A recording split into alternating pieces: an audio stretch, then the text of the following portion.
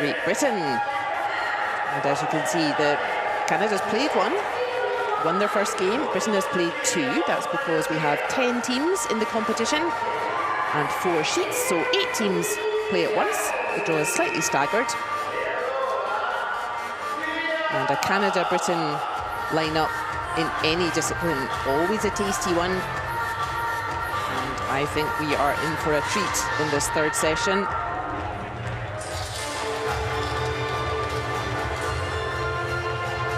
Canada have never failed to get a medal at Paralympic Winter Games in this discipline. Truly, there is really no other team that comes close to them in terms of consistent success. We will be discussing that and lots more during the game today. Here's all our competing nations. We have 10 countries qualified for this 4-person wheelchair curling event.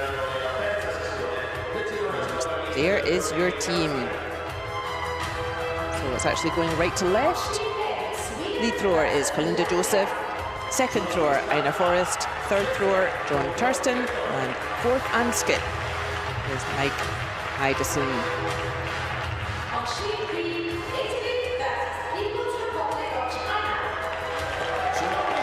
Teams all being introduced to the crowd.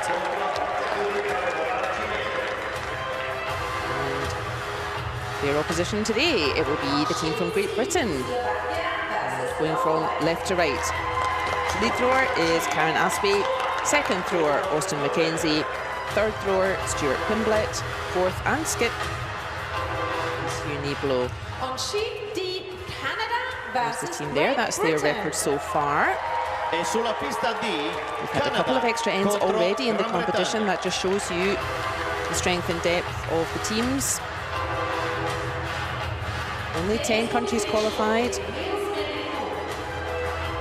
And more than 20 countries now competing at world level in wheelchair curling.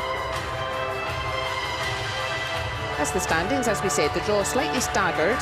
Not everyone plays at the same time. It is Sweden. Last time silver medalists are on top. Both Great Britain and Canada on 1 win each. One of those teams will go to 2 wins today. But whoever wants that win is going to have to battle hard for it. There is Nicholas Moore, team coach for the Canadian team.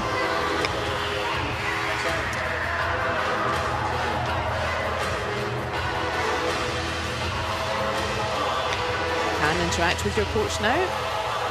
Just keeping hydrated there. It's Niall Ryder sitting next to curling legend Sheila Swan. Niall and Sheila are the team and national coach respectively for wheelchair curling in Britain. Ice conditions looking lovely. The ice crews, they're really working round the clock these days. An arena, always more difficult to control the conditions. You have audience coming in and out. Well, the ice has been looking lovely all competition. And it will be Karen Aspey starting us off. The British team wearing white uniforms and throwing yellow stones. Canadian team wearing red uniforms and throwing red stones. 4:38. Good. It's good, Karen. Nice, Karen. And that is a lovely start from Karen Aspey. It's okay. Fairly conservative start.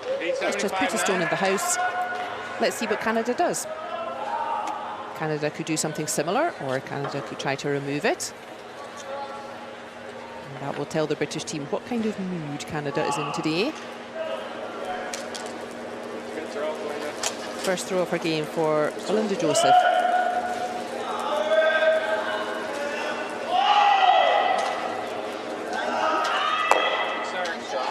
And indeed, the call is to remove that British stone. It's on 5. And that tells us very early on 5. that potentially both teams in a conservative mood. And oftentimes that really just shows you the respect that the two teams have for each other. If both teams are keen to be conservative, keen to be defensive, don't want to leave stones lying around, that kind of shows you the respect they have for each other. They believe that if there are lots of stones in play, stones lying around, they believe that their opposition can take advantage of that and get a big score. And I'm not surprised that these two teams have a lot of respect for each other.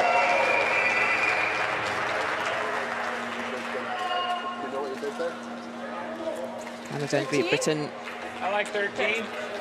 played each other T-line. time and time again over the years. Two of the big heavyweights in curling. Curling invented in Britain and Scotland. And then the people from Scotland who moved to Canada took it with them.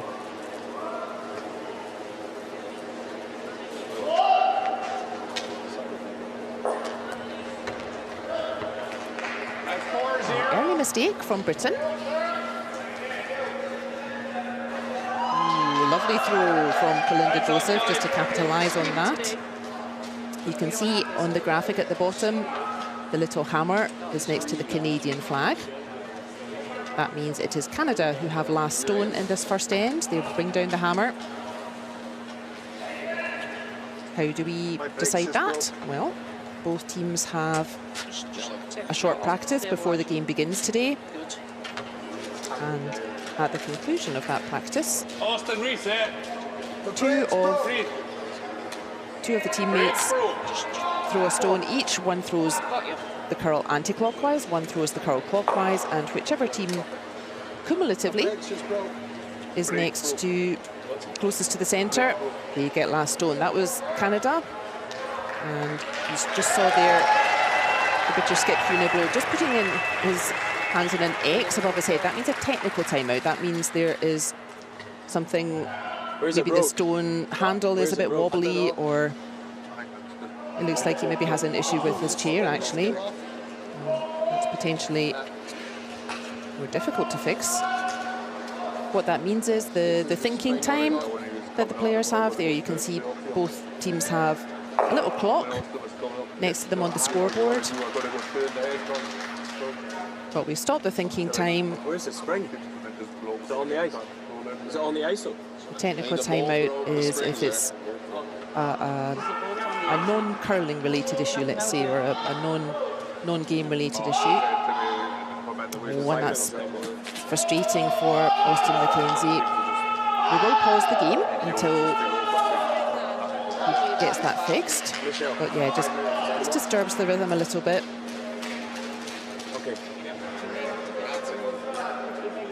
They've had a practice, both teams ready to play. His cue's back there, so. Yeah, that's just disturbs a little bit the concentration and focus on the game for Austin McKenzie. Looks like he just had a small issue, maybe with the brake on his chair. Always interesting. Well, it looks like they're going off to fix it, and yeah, we'll simply pause the game. Maybe. Until we get a solution. Yeah, it's probably not the best idea. That happened in 22 first game.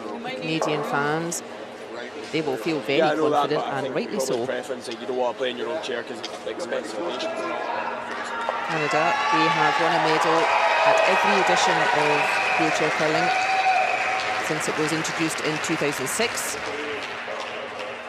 They won gold in that inaugural event. It wasn't this team, but they won gold. They won gold again in 2010 and 14, and that was with several members of this team. Past two editions, they have won bronze.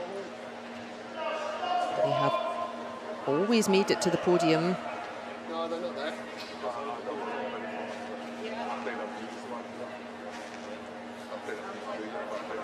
We may need to sweep those.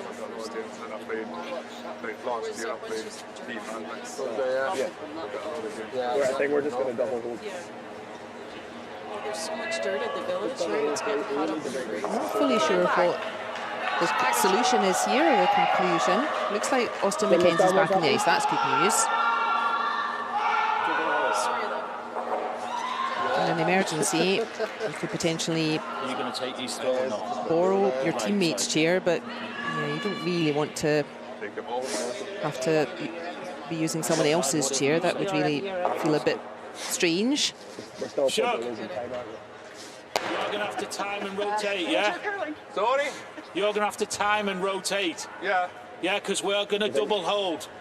I don't know about We're double holding. All the specifications are different. We've got different reference points. Stuart Pimblett then just saying they're going to double hold. What he means is that instead of one teammate supporting Austin Mackenzie as he's throwing, When he switches chairs, can he get his old one and his usual one back? would be both of them. And you see both the team coach and the national coach there just asking what solutions could we have. Would you like to sit in a different chair? Sorry, excuse me.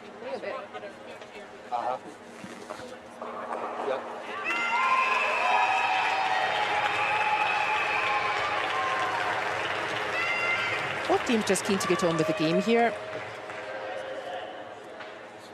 Both teams just looking to find a good solution.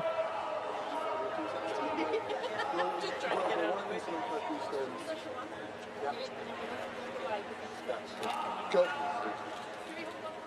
Yeah, You're on the right. I might hold the right, yeah. Wherever you Are you staying on afterwards? No, straight back. Reset us. Just wanting all that attention, eh, Justin?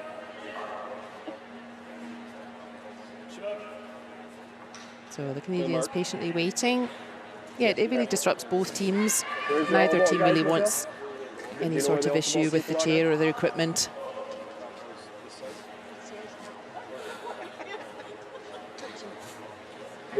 It looked like, yeah, potentially there was an issue with the brake on Austin Mackenzie's chair. That's why he has both teammates now supporting. Make sure he's not going to slip. So this is an unfortunate start for Great Britain. That's not ideal. Right behind. Get a spare chair. It's a wee bit like having an issue with your shoes. If you're a foot player, you break a shoelace or a little piece comes off your slider or something. But good job, team. That looked like a nice smooth delivery, so we are back underway. 96. And well done you, Austin Mackenzie. Not easy to have an issue with your equipment, then just get back into the game, focus, and deliver a nice stone like that. So 3-5, yeah. well done to him. Let's hope that doesn't put him off for the rest of the game.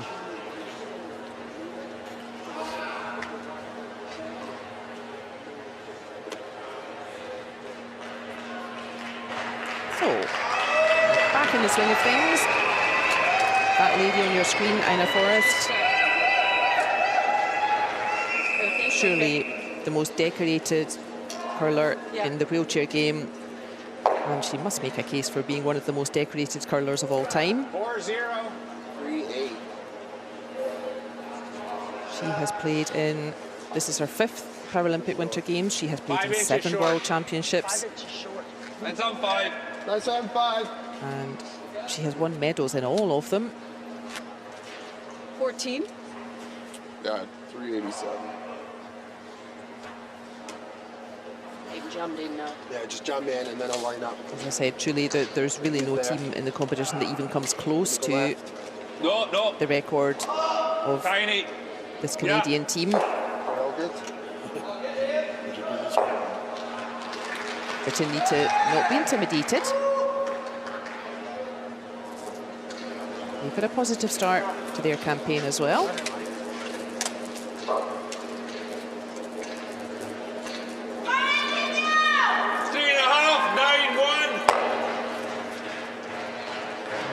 Really a great recovery from Austin Mackenzie there. Big distraction for him. Just having a small technical issue there. Super recovery from him. Hopefully that settled his nerves. 13.5. There we are. No more reds. No more points. Yeah, 4 more feet. Than Good job, sir.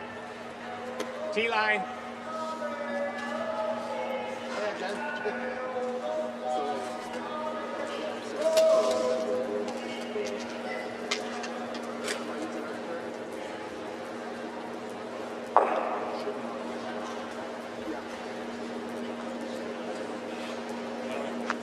3-3. That is nice from Ina Forrest. A little bit faster, a little bit heavier than she wanted. And you can see that Una just immediately just tapping that area 13 and a half. in 13 front and a of half. the stone just thrown by Ina Forrest. Don't give up time. Yeah. There is space for Stuart Pimblett to get a yellow stone right on top of that. Cheers, good. Tiny. Yeah. Like, they never put on like another break. Oh, right. Two teammates in your picture there. You can just about see Karen Aspey's head. There she is, just supporting her teammate as he throws. Big milestone for them. They are the first two people coming through English curling to represent Great Britain in the four-person format. Curling is one of those sports where most of the time it is the home countries on their own. So Scotland, England, Wales, Mine straighter. My the mark is Republic of straighter. Ireland and Northern Ireland, they play together in curling as well, like you do in rugby. And historically, it has been teams made up of curlers from Scottish curling who have typically made the standard. So big congratulations to Stuart Pimblett and Karen Aspey coming through English curling and representing here on the highest stage of all. As we thought though, a cagey start here, conservative stuff. Neither team really wanting to give their opposition a chance to build up stones here. 13 and a half. 13 and a half. And this is exactly what I would do as well. I would also have great respect for either of these teams. And I would also favour, just keep it simple here in this first end.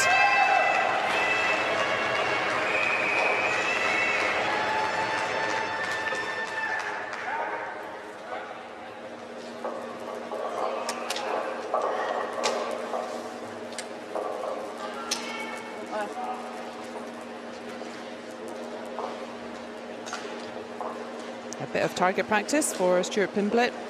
4:48. An empty house, but that's going to come up a little bit short. And the tolerance for that shot was Yeah. long before short. That just gives a guard that Canada can also use now. 3-5. You like that ice, John? 3-5.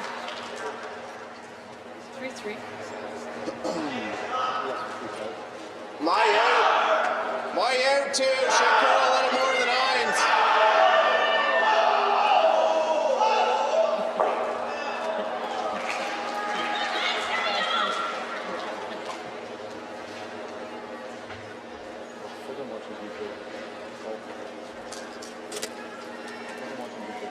Good throw. John Thurston in your screen. Going third at this competition. A very consistent team, the four Canadians, but yeah, sometimes they've played in a slightly different constellation. We've seen John Thurston throwing fourth stones. But here at Paralympic Winter Games, at least in this game, it is Mark Idison throwing fourth, and that little stone from John Thurston just hanging on by its fingernails at the back there. If any part of the stone is touching any part of the circle, that's in. Yeah, I think so. But you'll probably get away quickish. Probably a little more weight. And if at the conclusion of the end, if you're not sure if a stone is in or not, there is a special measuring device for that. It's called the 6-foot measure. Curling being around long before the metric system. And the radius of the circles is 6 feet. And if the 6-foot measuring device, if it touches the stone, it's in. If it doesn't touch the stone, it's out. But Huneblow intending to make sure that the stone is out before then. First throw of session 3 for the skipper from the British team. 10. And And that's exactly what he wanted. It did look like that stone was certainly inside the circles there, but no more. Is it quick down here? Probably my draw to the button. Oops. Like 2-1, 2-12. Maybe just a hair more. Thinking like 3-3, eh? Yeah. 3-5? 3-5. First throw of the Two down session here for now. Canadian skip, and fourth thrower, Mark Idison. 2-15? Yeah, no, 2-5. 2-15, yes. Even 2-5.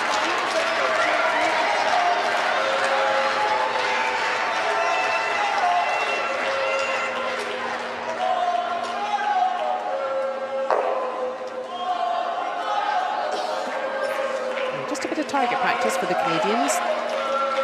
They're just trying to get shots into the house, into the rings. Ask the question of Great Britain, give them a target.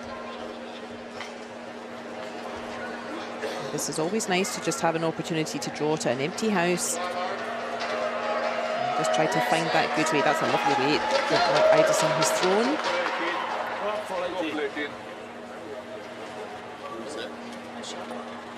As you can see, though, that's the view that Hugh Niblo will see, and that throw from Mark Idison not quite finding cover. You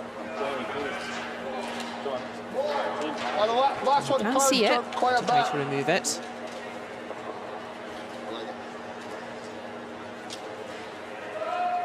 Tidy. Yep.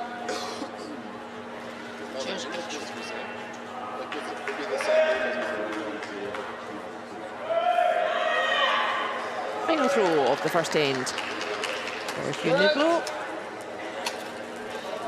The rest of his team,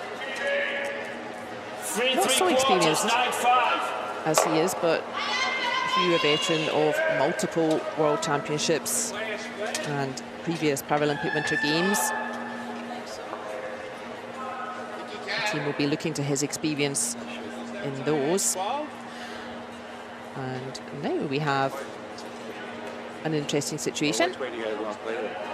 I think this, well, can you get on with the outside edge, or here go inside? Let's go the other way to get it on. You like that way, Mark? Yeah. That's what Mark Idison sees. That little red just out front, it's not in the rings at the moment. And there are a couple of things Canada could do. They could just throw this stone away and say, you know what, we want to take 0 points. That would be a blank end, and there are advantages to doing that. It would be quite easy for Mark Idison to simply play the same kind of shot he threw before. And just get one stone into play, score 1 point. But what he's trying to do here is just catch the edge of this red. Oh, he's not quite connected, but you can see how close that red is out front. And the idea of that shot was a split. He wanted to just catch the edge of the red, real close to the rings there.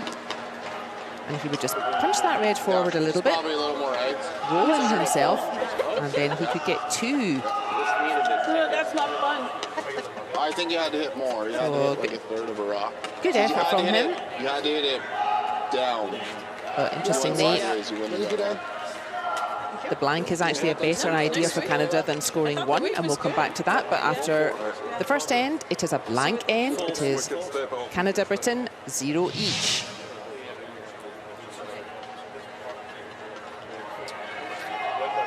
As we predicted then, conservative stuff in this first end.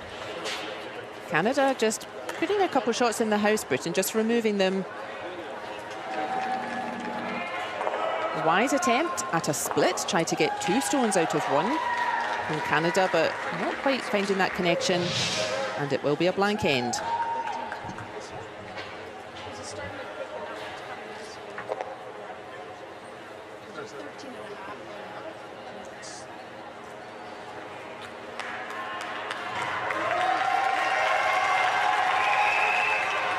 From our perspective then, as you were, the situation is pretty much the same as in the first end. No score, It is Canada who have the last stone advantage, the little hammer there, still next to their flag.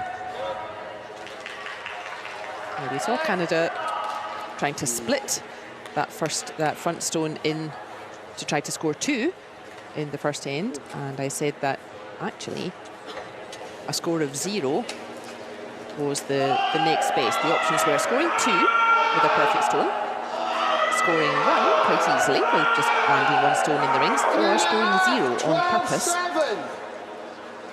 Now, why is scoring 0 on purpose? That's a blank end. Why is that actually a better idea than scoring 1? Well, curling tactics for dummies. At this level, these guys don't miss too many shots. So if you have the last stone advantage, then you can pretty much score 1 point with that 1 last stone whenever you like. And that means we can kind of think of scoring 1 point with your 1 last stone. We can kind of think of that as the default. And as we said, Mark Edison, he could easily have done that. But if you do that for 8 ends, you would score 1. Then last stone advantage would be with your opposition. They would score 1. Then it comes back to you. You would score 1, etc. And at the conclusion of 8 ends, you would have 4 points each. 975. So if you want to win the game, you have to do a bit more than that. You can't rely on scoring only 1 point with your 1 last stone, and you need to try to set up a situation and get some misses from your opposition. Try to score more than 1. And that is why I said that a score of 0 actually was the better idea for Canada. So Canada retain last stone. They still have that hammer because nobody scored in the first end. That means that Canada has a second chance in this second end to try to score more than 1 with last stone in this second end. And Karen Aspey just missing that stone there, over curling her shot. 3-3. Karen's 12-7 was... And see, once it hits that centre line, it really wants to curl away from the centre line. And that is an early chance then for Canada to get a second red in the house.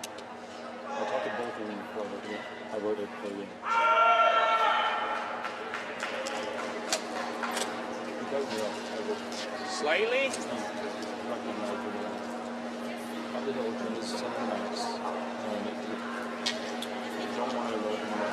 This looks pretty nice from Belinda Joseph. Keep going. That's not going to make it, but the tolerance for that shot was shorter rather than longer. That's a guard that Canada can use later on. It's a good outcome. Well, I had it been a little quicker than that.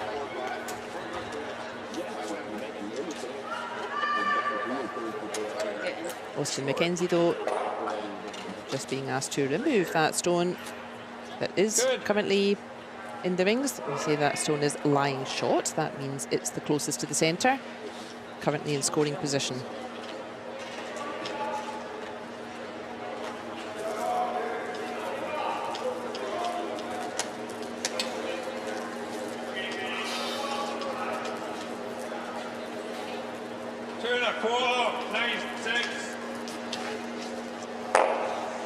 That is nice from Austin McKenzie.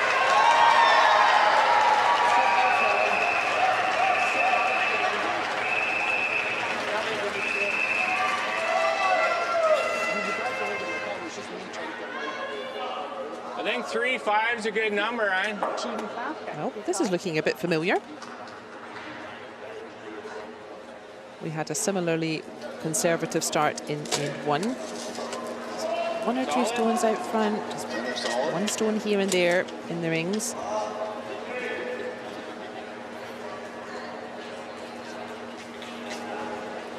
And did you see this more often in wheelchair curling than potentially in the men's or women's game with the foot curlers? And I think that's partly because the wheelchair game is just newer than foot curling. introduced to Paralympic Winter Games in 2006, wheelchair curling. And yeah, really since sort of the turn of the 2000s, wheelchair curling really starting to build. And yeah, it's just easier to play conservatively and defensively. So I think that's one reason, and also because the degree of difficulty for the same shot in wheelchair curling versus foot curling, the degree of difficulty in wheelchair curling, it's just higher. And why is that? It's because we don't have sweepers. It's the most obvious thing that one notices in wheelchair curling. You don't have sweepers, and that means that once that stone is released by Austin Mackenzie, you cannot adjust it. You don't have sweepers, just helpfully keeping it on line or helpfully dragging it a little bit further. One rotation. Yeah. The right stones, the stone, but very same way. Without sweepers, Same that makes way. the degree of Same difficulty feline. of every shot just that little bit harder. They're just going with the downhill slope, I right? think when you come off though, like it's gonna be first down, so Okay. I think same way too, but it seems. And to finish my thought there, that leads to a more conservative game as well. Get off, son. Ina Forrest here. The legend of wheelchair curling, legend of curling in general. She has done that beautifully. Very good. Again, remember guys, there's no sweeping in wheelchair curling. And that is a particularly good shot. It is a second red in the house, in the rings, and it's a particularly good shot because a double takeout here, so removing both those reds with one throw, very difficult. That took a long time. The closer the stones are horizontally, the harder it is to remove both of them at once. And those stones quite far away from each other as well. And that's exactly what we shall see Canada try to do, just try to keep two red stones in play, far apart from each other, try to avoid a double takeout. Well done, Stuart. Let's go the same turn. Okay.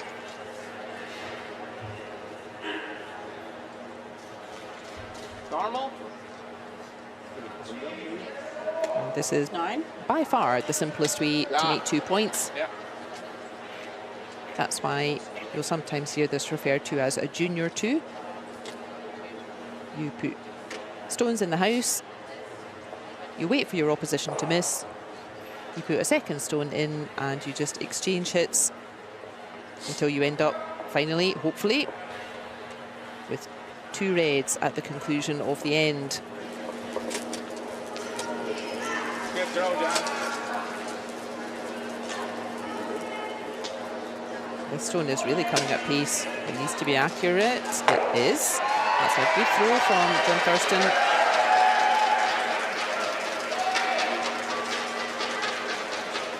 Those 2 reds far away from each other. Good separation.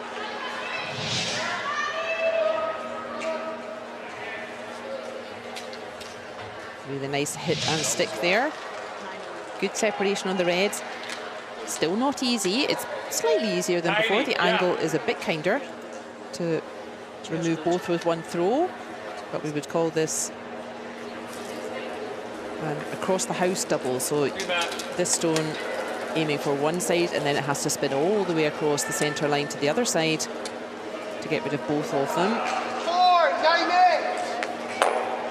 And it's going to curl or spin the other way, actually. So 13-2, Josh. Doesn't change the outcome too much. One Either on nine's going this way. Okay. Canada would I think 13-5, 13-2. Yeah, 13-25. Either Canada would simply play the same shot again. If there was a yellow, they would hit the yellow and stick the red. Or if there's no yellow in the house, then they would simply draw, so just land another stone in the rings.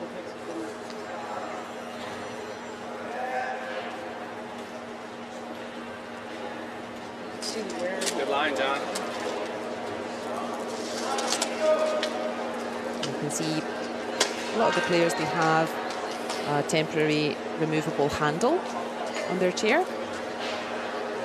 Just a gripper or so, and that just helps keep them stable and balanced while they're throwing. That's a fine throw from John Thurston. There we are, the reds very close horizontally. You can see they're very flat together. Canadian fans, rightly, very happy with the start from their team. And that means it's difficult to get rid of both of these reds. They're far away from each other. They're very close horizontally. Very difficult to remove them with one throw.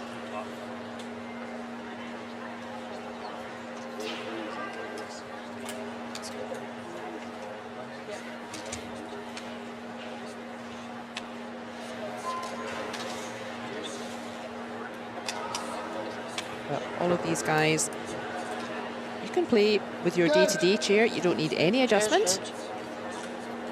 So if you're a wheelchair user, or you have a friend or colleague, and they would like to try curling, you absolutely can. You don't need any adjustment to your everyday chair.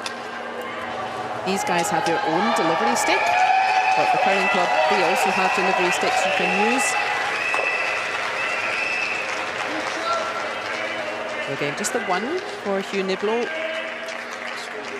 And sometimes you just have to accept that you've been outplayed and you are going to lose a couple of points.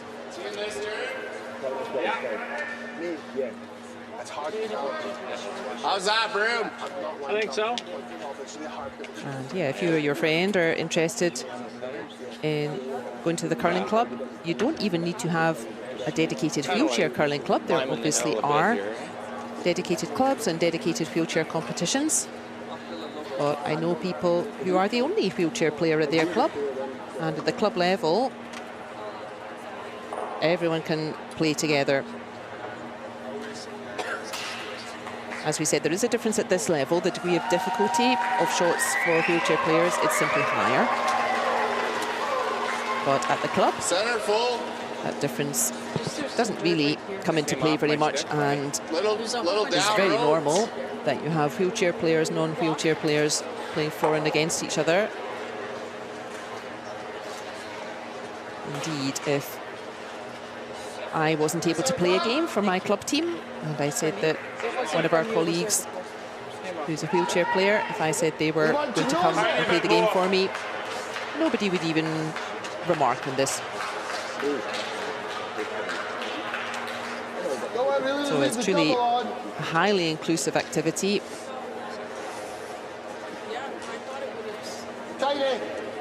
And you don't need any special equipment.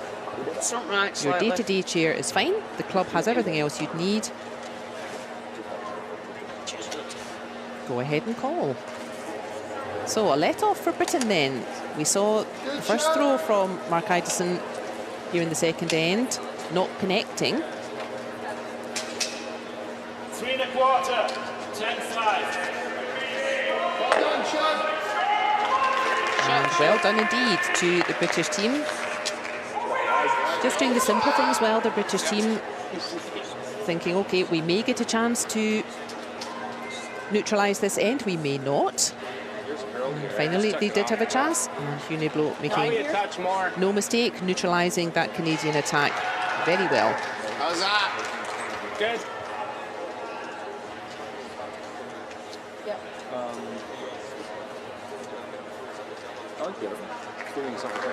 So an early mistake from Great Britain gave the momentum in this end to Canada, but then a late mistake from Canada swung the momentum all the way back.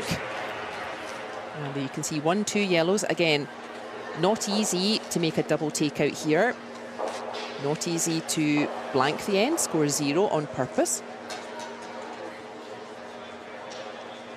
And it will be Britain who will feel happier at the conclusion of this second end. Center solid. Making the most of a bit of a missed throw from Mark Idison with his first throw. And that is too high for that sort of shot. He needed that red to hang around. And in fact, that will be a steal to Great Britain. That means they get points even though they didn't have last stone. That little yellow on the left of our screen That is going to score 1 point for Britain. I like how you do that.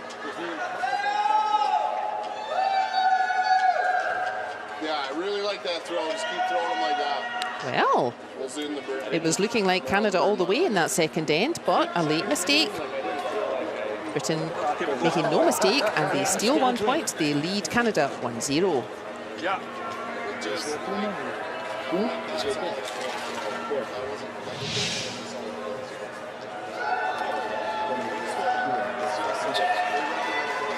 So it was an early error from Great Britain.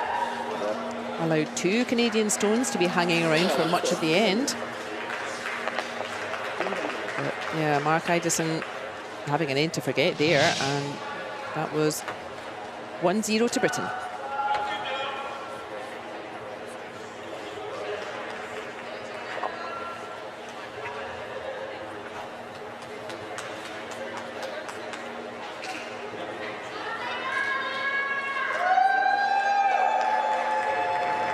That's the situation. After the second end, it is Britain who stole a point. They got a point even though they didn't have last stone. You can see that confirmed on the scoreboard, and that means the little hammer in the graphic stays with Canada. It was Britain who got points, so last stone goes to the opposition who didn't get points. That means it stays with Canada. And same again for Great Britain. That's nice from Karanaspe. Still the conservative approach, which for me, I think that's the correct approach here. Still early doors. We play 8 ends in wheelchair curling. We may see the tactics switching up to become a bit more aggressive in the second half, but it's still very early. Just the third end. So I think the conservative approach is best for now.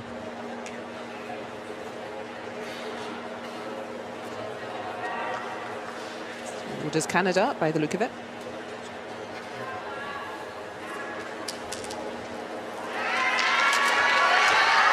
And strong push from Belinda Joseph.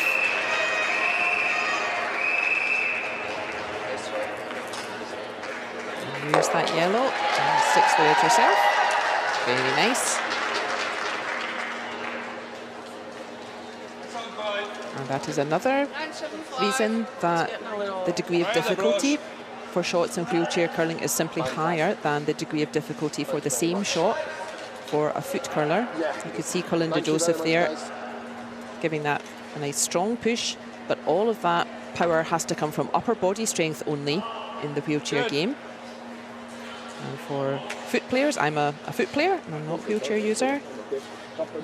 And all of my strength and power for a shot typically comes from leg drive. You've got your big leg muscles getting all that power, and for the wheelchair players, all that power needs to come from upper body strength, and that is another reason, just increases that degree of difficulty. So exchanging hits here, like we said, still a conservative approach, still very early. Neither team wants to have too many stones in play here in the third end and risk getting into a bit of a muddle.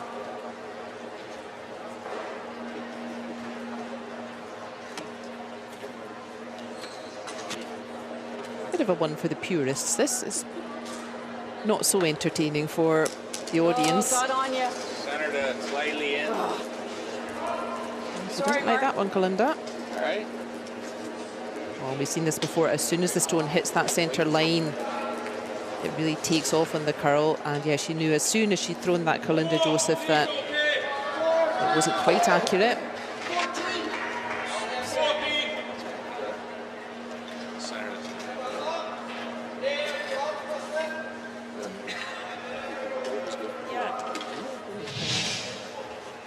Here it comes, yeah, as soon as it hits that centre line, it wants to curl away from the centre line. And frustration there for Kalinda Joseph. Front left. Yep. And what's the best response from Great Britain? They have an early mistake from Canada. And the best response is to continue what they were doing. Great Britain throwing stones towards the centre. If Canada want to score points at all, then they have a pretty small area to do it. If they want to beat the yellow that's currently in the green circle, the 4-foot circle,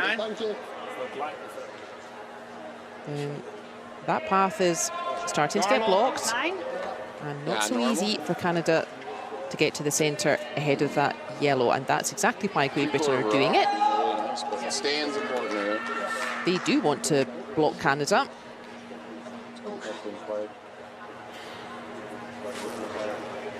Good throw line. And the Forest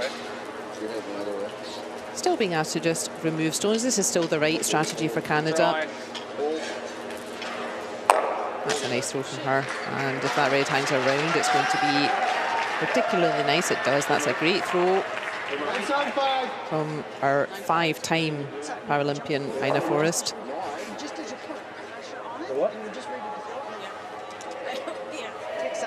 So be prepared to move.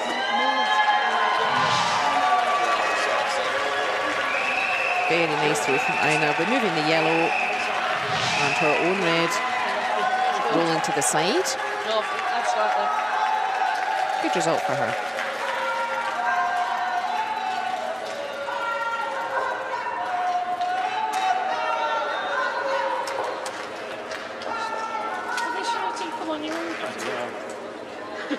Couple of options for Great Britain now.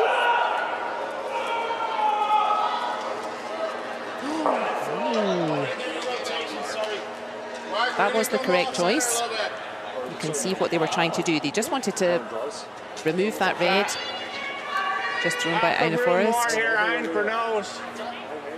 That was the right choice. The other option. A little bit more weight too, I think. More weight. Okay. The other option would be same again. And try and put a guard, block in front of their own yellow, but that's a much higher risk shot.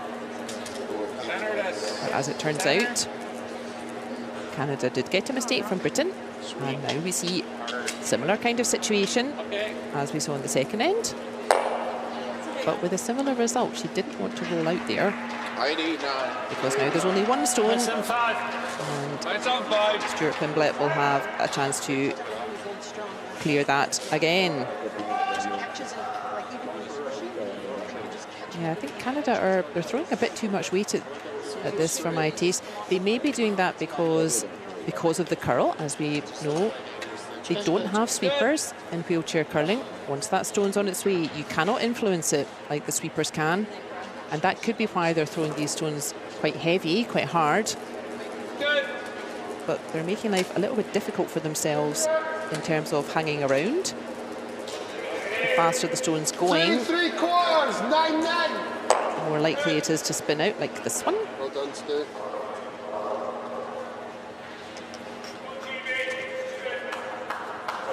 Guys, that was at more ice than yours, and it's good style. More target practice then for the Canadian third thrower, John Thurston.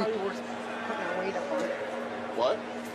A more defensive approach, more defensive tactics from both teams. Yeah, but really both teams very cagey out there. 4-5? Neither team wants to give the other a chance to start building points.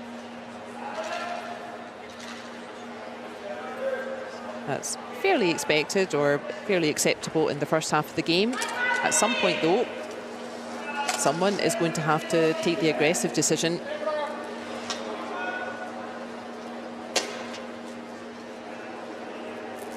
If scores are tied after 8 ends, we will have an extra end. We must have a winner out there.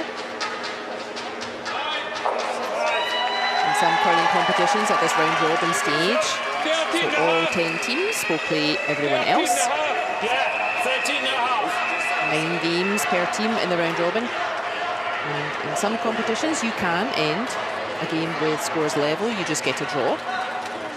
But not in this one. In this competition, each game, we need a winner. It doesn't matter if you win the game on the last throw of the extra end, or if you're winning 10 points to 2 and your opposition concedes the game early. It's 1 point if you win, No points if you lose. 3 3/4, 13-7.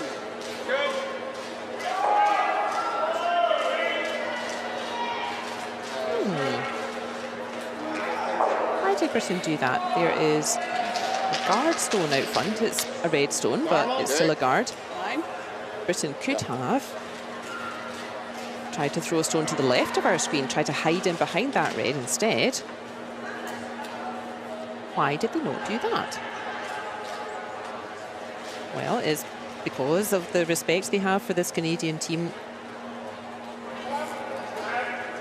They do want to give Canada something to hit. They want to put a stone in the house there, but they want to keep Canada away from the guard. That's why they threw to the other side. Because you can see to roll in accurately behind that guard from the other side of the sheet, not so easy. If your stone is already on that side of the sheet, in behind the guard, then that's a guard that Canada can use as well. So that's why we saw Great Britain going far away from the guard, challenge Canada to roll accurately from all the way over there behind the guard. And Canada not able to do that. Nice smooth delivery, yeah. So where are you thinking ice if it's shorter? But it's too? that figuring out the spot to launch it. Both teams on 1 win. One of these teams will go to 2 wins. Cheers, good. We are in session 3 out of 12 sessions here. As we said, 10 teams qualified. Nice delivery. 4 sheets out there, so 8 teams per draw. Therefore, we need 12 sessions for everyone to play everyone else. So the maximum number of points you could end up with is 9. 9 wins, 0 losses. 13-8. Typically 6 and 3, so 6 wins and 3 losses is the magic number that typically will qualify you for the next stage. The top 4 teams qualify for semi-finals. Team placed 1 is the team placed 4, 2 placed 3. John was 8-9. Yeah, and Max fall. And then we have the medal games.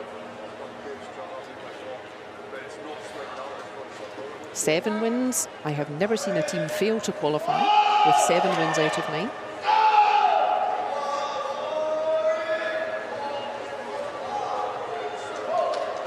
Same again from Britain, staying away from that guard. Center side.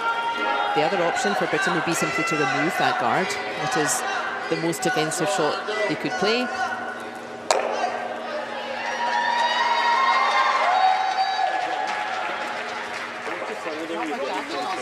And there we see the wisdom of that strategy from Britain. Canada has had a couple of looks at that path, but Canada not able to hit the yellow stone and roll themselves behind that guard because Britain deliberately played away from it. So Uniblo can see all of that red right in the centre, and he just has to remove it.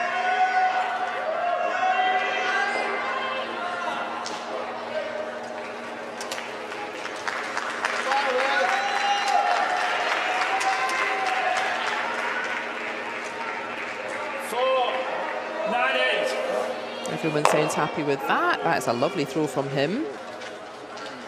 And I like where that yellow has rolled to as well.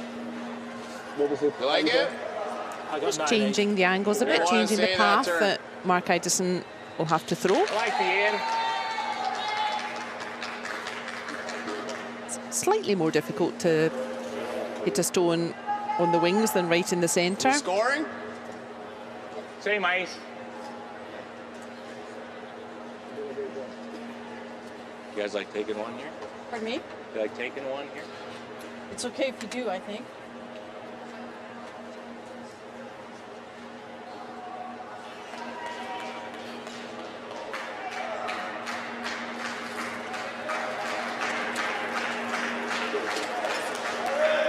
And you heard a little bit of discussion.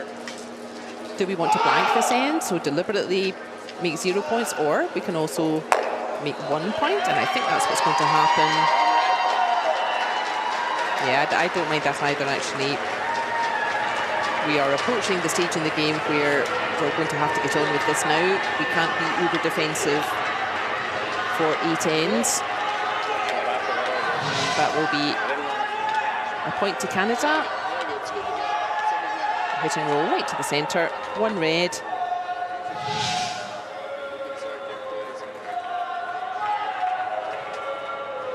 So after an incredibly conservative approach, it's 1 each between Canada and Britain.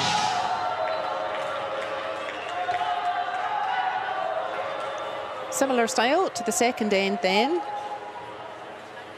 Very few stones in play.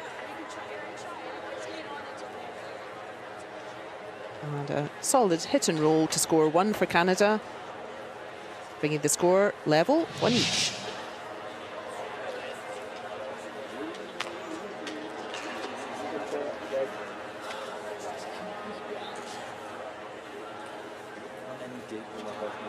So I haven't seen much on this side. Yeah. No, Mark's draw the button. Okay. And you can start to understand where So, the mixed doubles discipline came from. The game was becoming ridiculously conservative. The same thing happened in the 90s. That's where free guard zone came from as well. So for the first 5 stones in every end, we have free guard zone. So the stone always has to get over that green line. That's the hog line. 4-0. It's a good spot. Everywhere in front of T-line, the thin horizontal line, but not in the ring. So exactly where Kalinda Joseph has put her stone. Three's okay. Pardon me? That stone cannot be removed. It's protected by free guard zone until 5 stones have been thrown. And that was also because in the 80s, a 10-end game was ending up with a score of 2-1. Good. And I think everybody was happy to bring in free guard zone. The game was getting crazily defensive. And you can see how mixed doubles was thought of as well. The whole idea of the mixed doubles format, which we've also been watching for the first time here in Cortina at Paralympic Winter Games. The whole point of mixed doubles was to keep stones in play. It's much more interesting for us viewers when there are lots of stones in play, lots of angles, lots of possibilities. Normal. Otherwise, not for our opponent. Nevertheless, both teams will realise out there that we really can't keep this defensive for 8 ends. We're approaching halfway. They will have a half-time break, and then in the second half, I expect we will see a bit of a switch up in tactics. Somebody will have to be brave and go for the more aggressive approach.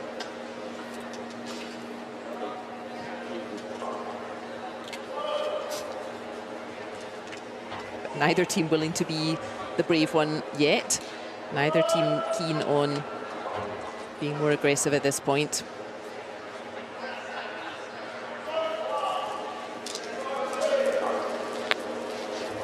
Center full.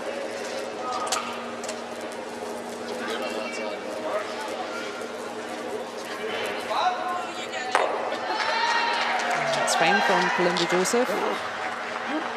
Yeah, Canada still throwing too much weight at these for me. If they want these stones to hang around, 5-3's okay. they either need to be pinpoint accurate with where they connect as they hit the stone out, It's just a very...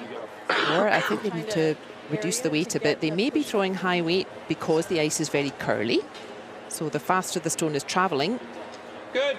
the less it will curl, either left or right. That could be why they're keeping the weight high here. But they're struggling a little bit to hang around after their hits, Canada.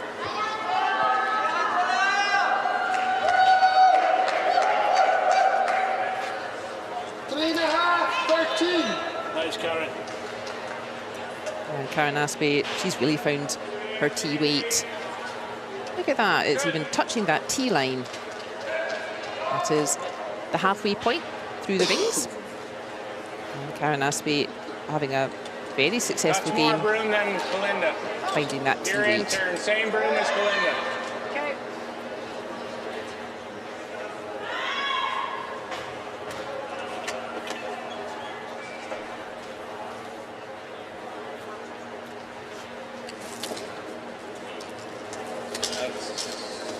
Just wide.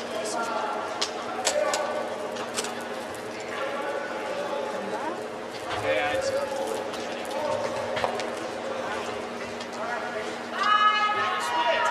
Yeah, and that big weight again. If he took a little bit of weight off that, that stone would have curled more.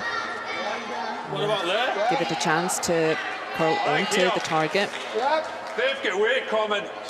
Okay. Fine with that. I thought we'd go wide up. Joe Carl. Draw beyond the rim. No, I don't mind that actually. Yeah? Okay.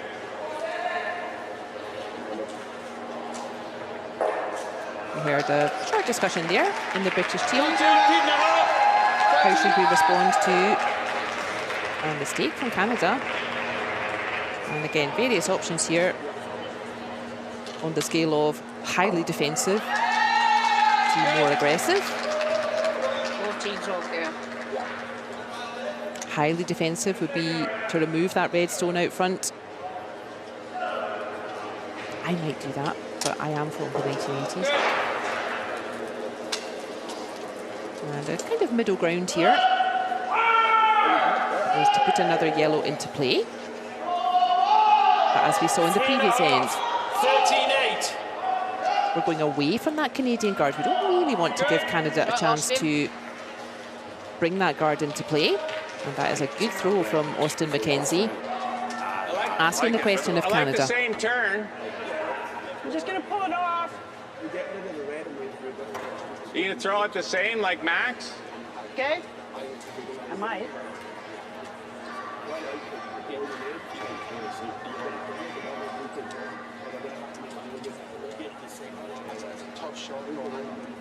And Canada also have options now.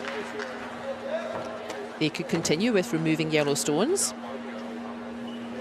And I fancy, yeah, we will see that because it is Britain who have hammer. They have last stone. You can see the little graphic Yeah.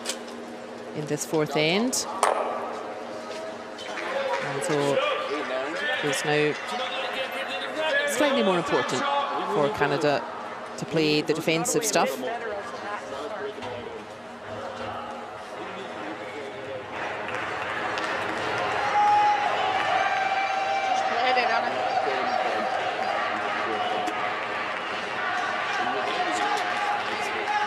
Big opportunity here for Britain, though,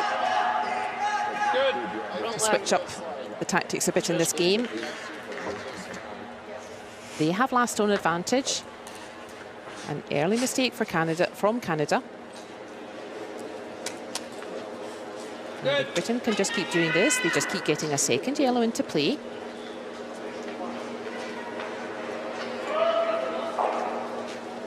They are setting themselves up very nicely 13-7. to go into the halftime break.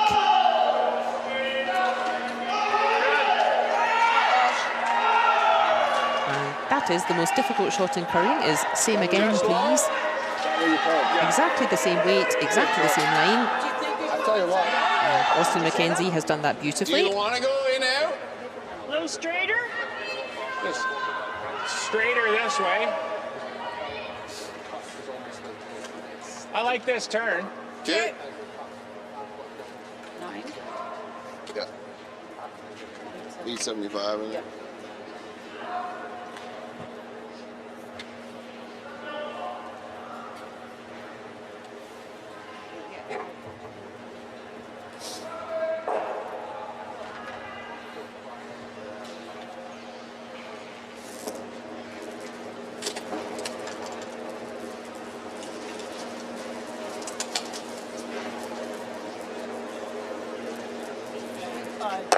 Oh, he makes connection with them both. Doesn't quite spring the double, John Thurston. Great attempt from him.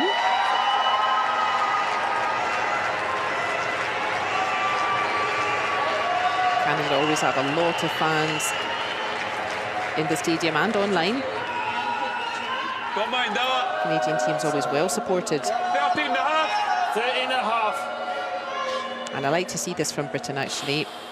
I'm very conservative because I'm from 1980s and 90s curling. I think 13's okay as well. Those two reds quite dangerous. You can see how close they are to the rings. Wouldn't take much to just punch them forward. So good for you, Britain, that you're not being defensive. You're putting more stones in play. Let's get another yellow in there. That puts the pressure on Canada. That's the more aggressive call. It is higher risk. That means if it goes wrong, those reds are dangerous for Canada to use. So good for you, Britain, that you're backing yourself to say, no, we're going to get a second yellow in. 3 3/4, 12-4. And yeah, he could do with just making a connection with his own yellow there. That was maybe travelling on a little bit too fast, but just using his own stone there as a bit of a break. And very nice second shot in for Great Britain. Right on the beak.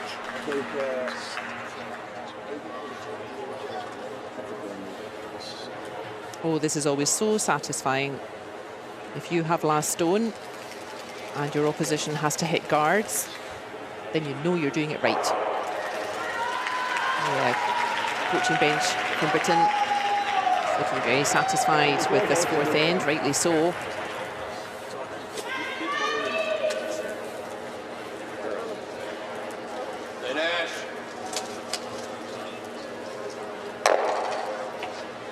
John Thurston removing one of those guards out front. Now he can at least see the target.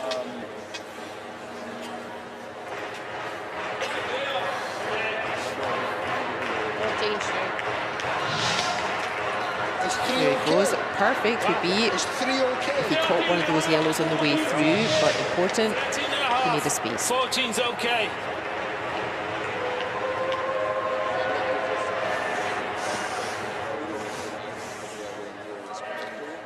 I know we're giving you different connections too, so. Tiny. Yeah. Great opportunity for third thrower Stuart Pimblett to really put pressure on Canada now.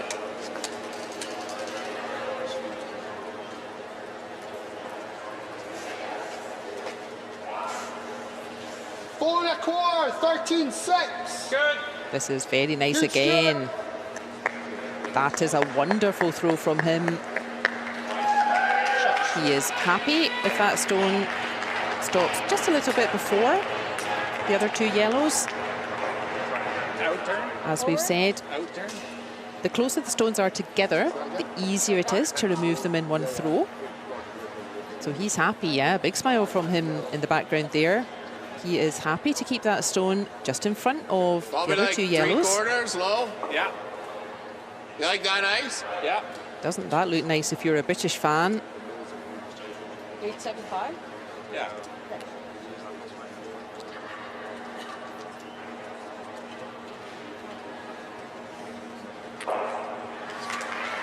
Skip stones then in the fourth end before we shall have a half-time break.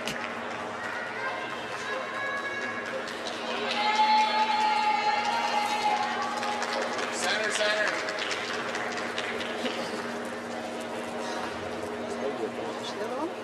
Weight's okay though. That's a great shot from Mark Idison. He's always there. Those stones quite close together and at just the right angle. Catching the inside of the first stone, springing across to the second. This way. Can you see See that? See half of it. See maybe 2/3 from the 18-inch. That's a fine shot for Mark See Idison, half of it really from- getting his from team the out of thing. trouble there. It's like my nose is yellow. I'm a nose is yellow. Nose of yellow. Yeah. I like that. Nice then, yeah. But this way. I think if you use your own yellow here in this shot, you have a better chance of having two yellows lying around at the end of it. So 9. 9. Yeah. Nice shot, Mark.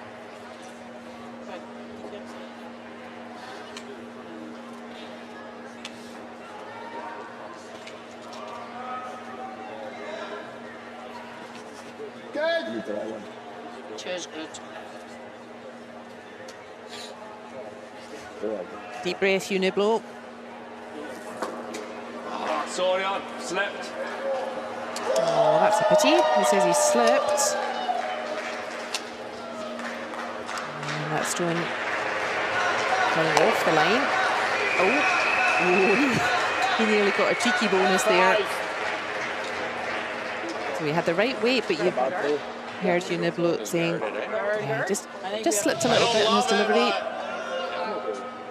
Higher though, Oh, right? she nearly got it the cheeky way. Sorry, that's what I meant.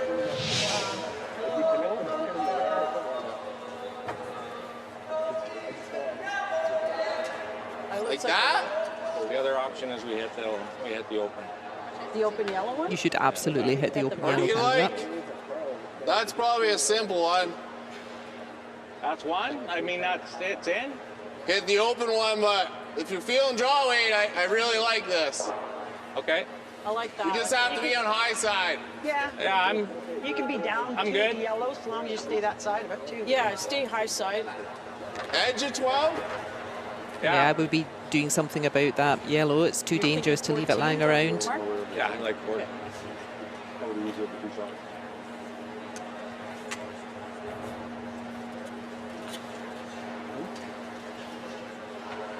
Brave call then from Canada. They're not throwing too much weight at this. Center full. You don't put the brush down where you want the stone to end up. You put the brush down to aim for. And then brush plus curl equals target.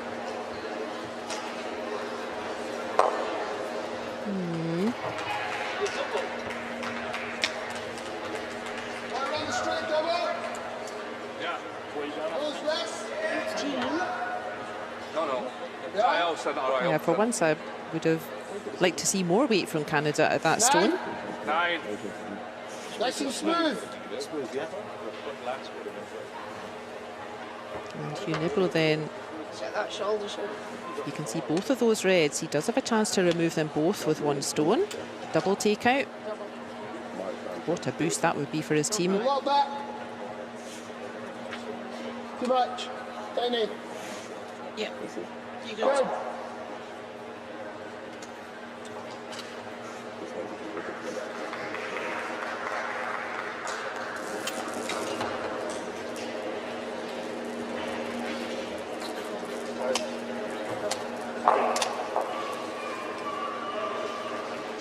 Everybody's silent, holding their breath. Oh, so close. 9-6. Uniblo. A super attempt. But it will be one red finally. But keep doing that, Great Britain. You'll get your chance. Canada, yeah, they can breathe a bit of a sigh of relief there. It is a steal to them. They get a point, even though they didn't have last stone. Phew, and that's how we go into the half-time break after 4 ends. It is Canada 2, Great Britain 1.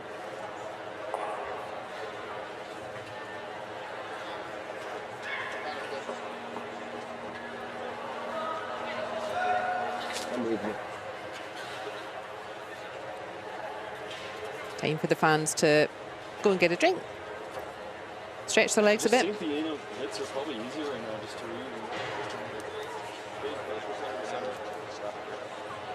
Both teams have a chance to sit together with their coaches. We're making the chances. Let's see what they're saying. Yeah, we go. Be quick, mate. Yeah, well. All right. All right. Sure.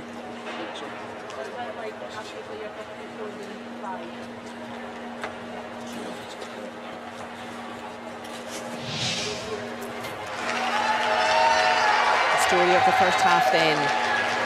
Cagey stuff. Both teams being conservative.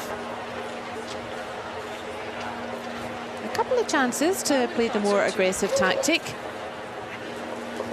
A blank to start with though.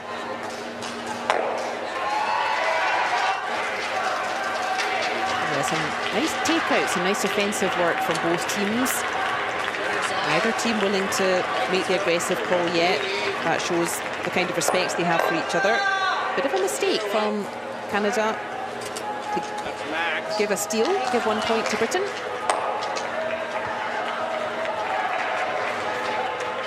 Seen a lot of takeouts in this game because it's the defensive strategy, conservative approach. Good, Mark. Canada, though, hitting and sticking in the house in the third end to level the score. And then early mistake from Canada, meaning Britain had a nice setup here in this fourth end. Some really nice play from all the players.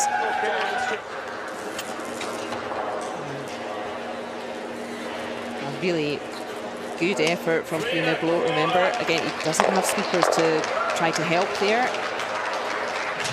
This is still of 1 red. But there's the overall game. And look at that accuracy with the draws for Great Britain. That's where they need to keep attacking. That's what's going to win them a game. Really good stuff from them. Yeah, they really picked themselves up in that fourth end, Great Britain. But this game finally poised. Excuse me, sorry. Thank you. Yeah.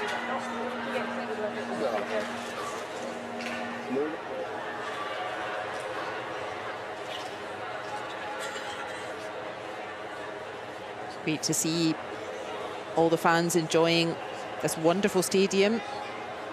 The 1956 Olympic Winter Games it was built for. We were skating in the stadium in those days, but curling has well and truly made this stadium our home. Here it is. It really is a jewel in the crown. Up in Cortina, up in the mountains, in the Dolomites. There may still be a couple of tickets left if you can come join us. Keep up with that, and I think we have almost a minute. From the throwing end, just make those decisions as to what side towards your trends, like towards trend tendencies and stuff like that. The official there just holding up the 1 minute warning. You see the teams coming back out on ice. A very interesting situation then at half-time. Very conservative approach. Neither team wanting to take the risk of being aggressive. I think that will change now in the second half.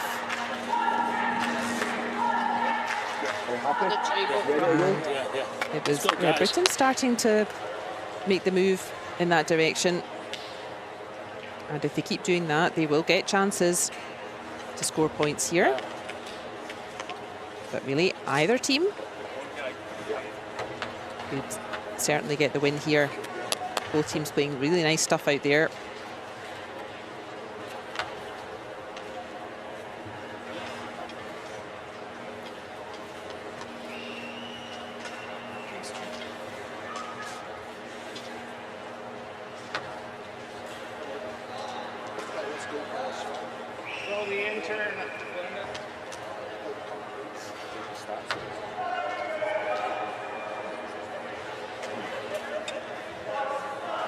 Fans are back in their seats. Teams are ready to play. The hammer, we can see from our little graphic. Hammer is with Great Britain. It was Canada who picked up a point in the fourth end. That means last stone. The hammer is with Britain in the fifth end. A valiant attempt. Also with hammer in the fourth end, Britain. A valiant attempt to 3-0. start getting things more aggressive, get some points. What shall we see in this fifth end? 3. Conservative start from Canada again. Just put a stone in the house. See what Britain does. Got the stone this time quite far back from the tee line, and that gives Karen Aspey, and look at those stats, 85% on her draws. We've been seeing her just drop stones into the house time after time.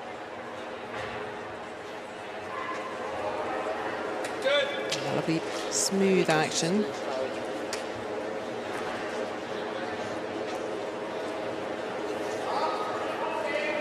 think it's worth pointing out, though, that that is another added degree of difficulty for a wheelchair curler. If you're a foot curler, and you drive out of the hack, you have your leg drive.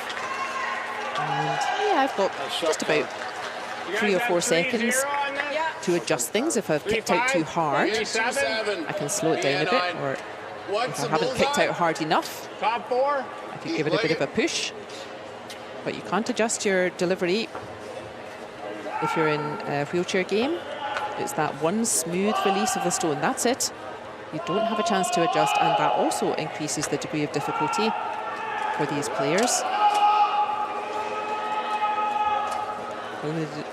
Kalinda Joseph also having a lovely game. She and Karen Aspey having a great battle with lead throw.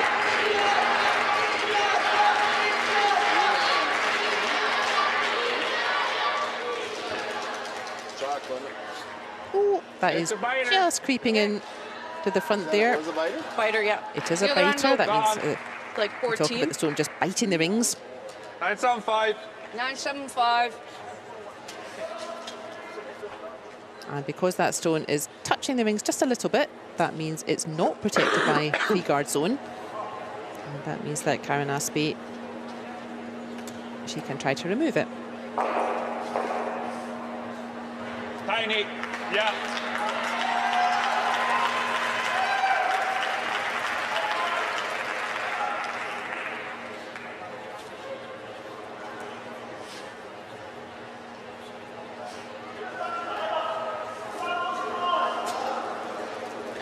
Oh, wasn't pretty. Close. Close, says Uniblow. 3 3/4. That looks perfect. Oh, she got the pair of them. Nice, Karen. Goodness me. Karen Aspey having a super game in this round. Out, I think. So we got to come around. 3-5. 3-5.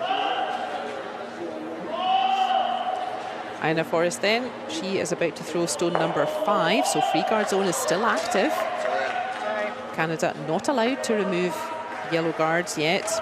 3-5.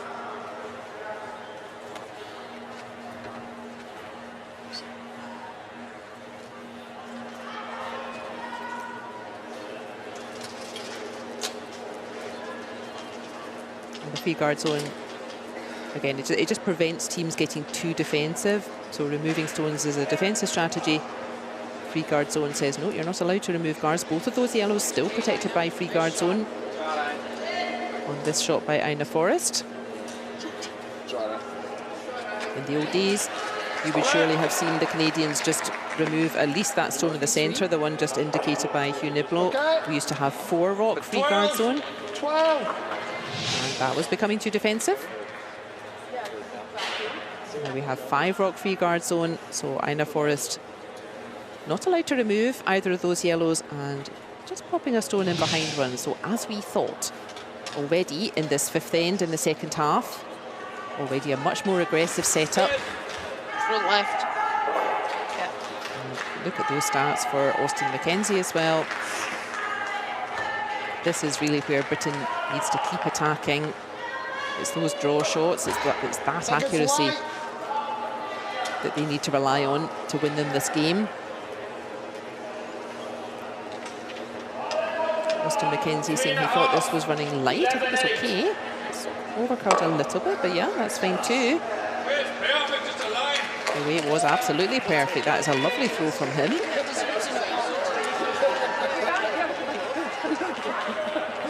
Good positive body language from the British team.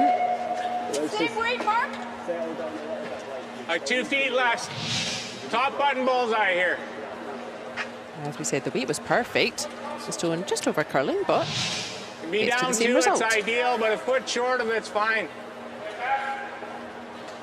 Yeah, I think top 8 plays. 2 feet lost.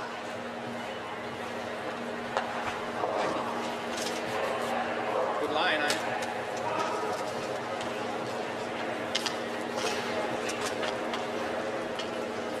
Ina Forrest in her 5th Paralympic Winter Games.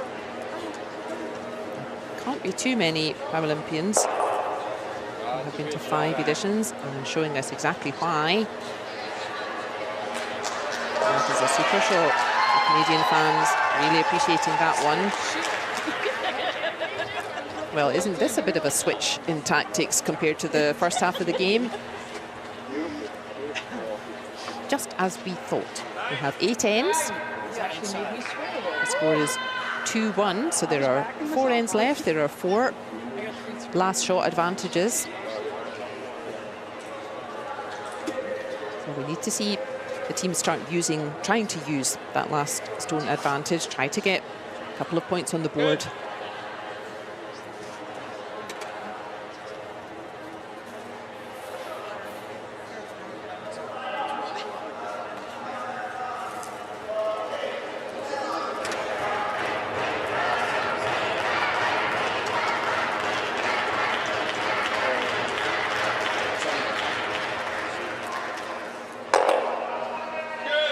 That is a fine throw from Austin McKenzie. He springs out 2 reds and leaves himself lying 2 yellow. Good stuff from him. That was looking so nice. Pardon me? 1, 2 reds flying out. And that yellow in the middle just holding on. Just pretty much edge on edge, yeah.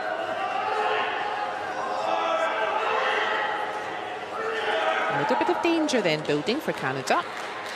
Britain have 2 yellow points currently in the rings. And it's Britain who have last stone. So a little bit of danger building for Canada.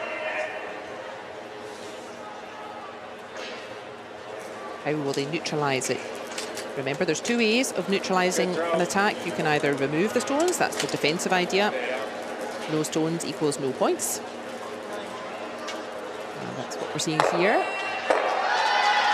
The other way is to attack better. And that would mean, for example, you put your stone in behind the guard right in the centre. So John Thurston aiming for both, a hit and roll. He removes the yellow. He would love to roll just 1 stone further across and he would be in behind the guard. But first things first, that's a good throw from him. I was thinking of asking, like, was it Dan? Was it Good. We're good. Good. Stuart Pimblett having a super game. Look at those percentages.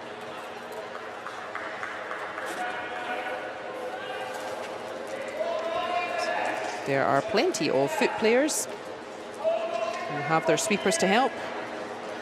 Their power comes from leg drive. They can adjust their delivery and they would love to be as accurate as that.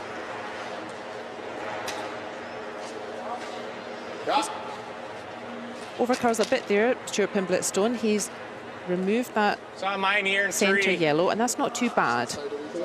A nice open house is good for Britain. Nose.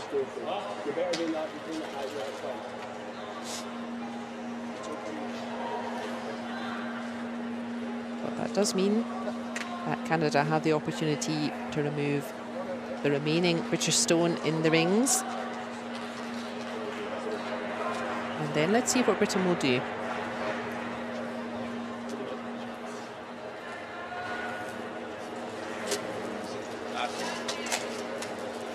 Max. This is that spot.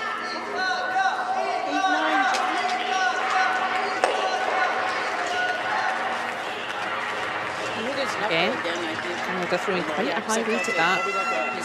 And if you're going to throw a lot of weight, you need to be accurate or your stone will roll out. Really wanted that red to hang around. 2 reds puts a lot more pressure on Britain than just 1. Good.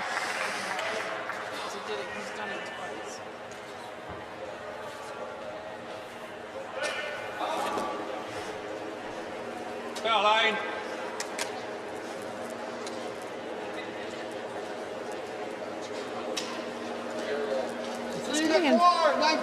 Fairly heavy as well. He was maybe concerned that his first shot overcurled a bit.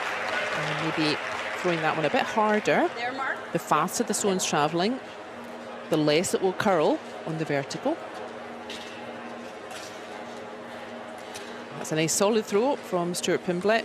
Like that, Ice? Hits the red stone, sticks the yellow. and smooth and get the body going straight. With this top collectively. If it rolls out here, then they just go round. If it rolls out here, they just go round.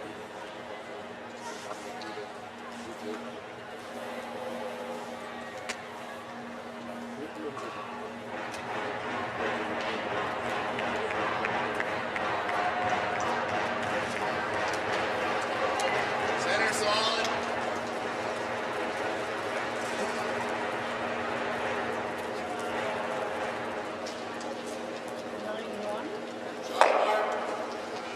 Ooh, that's dangerously close to the guard out front, but doesn't quite make it in behind. Britain will still be able to see that red. Like it's coming in Max for him, but it's got no resistance. Nice throw, Mark.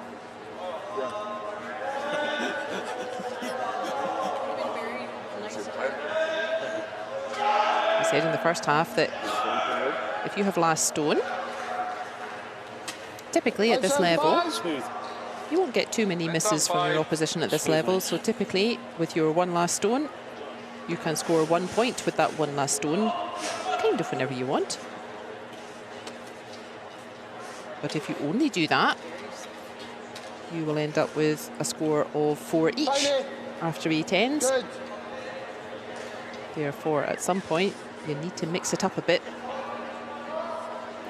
You want to try to use your last stone advantage to set yourself up to score 2 or more points. I'm not sure Britain are going to have a chance to do that in this end anymore, though. A couple of stones hitting and rolling out instead of hitting and sticking. And that stone over curling for Hugh Niblo. I like that. 10-4. You guys like that? Just Yeah, new path. Middle eight. Yeah, edge 4. Yeah, edge of 4, I think. Yeah, that's good. Yeah. Enough? Yeah. Lots. What's your weight? I'm thinking 3-2. Okay, like it. Yeah, I just like this high over here. Probably like a 2-1-5. Pardon me? Canada don't intend to or expect to score points here. What they will do is put another red into play. Remember, Canada, they're 2-1 ahead, they're +1. If they just put a second red into play, what they're trying to do is simply force the issue. That's a great throw from the Canadian skip. A double takeout possible if your life depends on it, but I would not attempt that at this point. Yeah. And Hit and roll. that's exactly what Canada wanted. On this. Hit and roll. Hit and roll on this or this. Off the top one. What Canada's done there is just You force the stay in issue. 8 foot. Yeah. They assume that, yeah, with 2 Off reds the nuts. Swung last well time. separated like that, they're kind of forcing Got to stay in the 8 the foot. British team to pick up a point. And that looks like Edward and Sophie, the Duke and Duchess of Edinburgh, come to support the team today. Love it. Good. Cheers, good.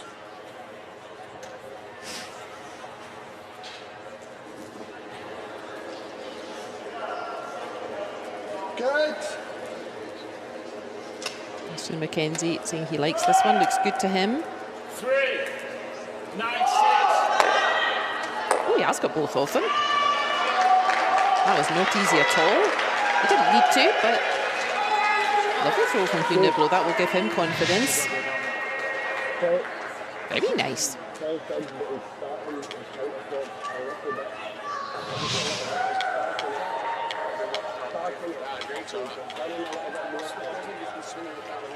And that is then a score of 1 to Great Britain. Still so close this game after 5 ends. It's 2 each.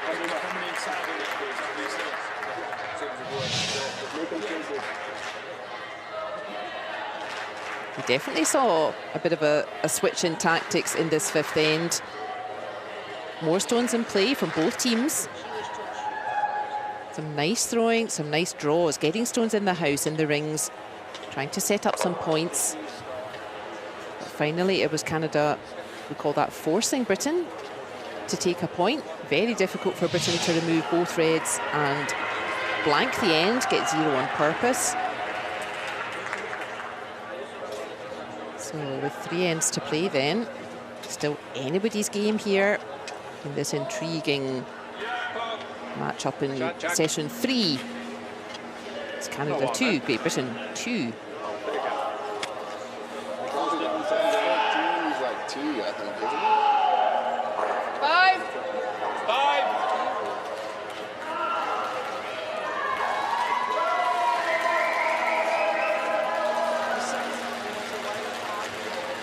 The same weight. Good.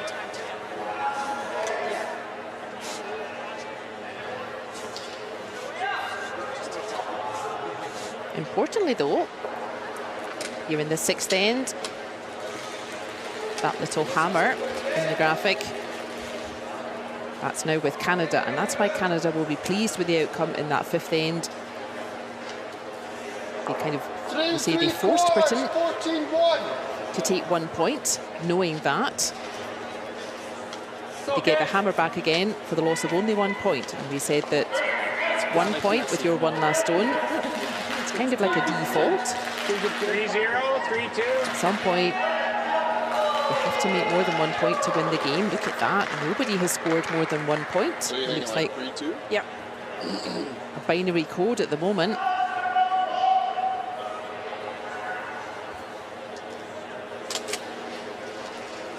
Quite often, though, in an 8-end game, you quite often see some fireworks in the 6th end. That is often the time that a team really makes a move.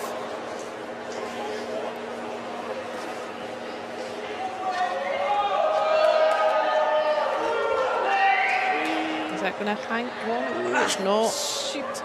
You can see a thin strip of white there. Frustration for Kalinda Joseph.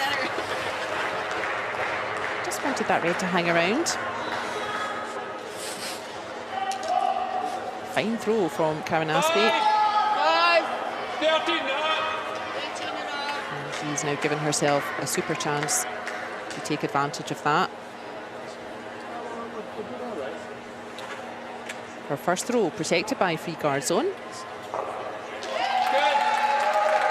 Not allowed to go out of play.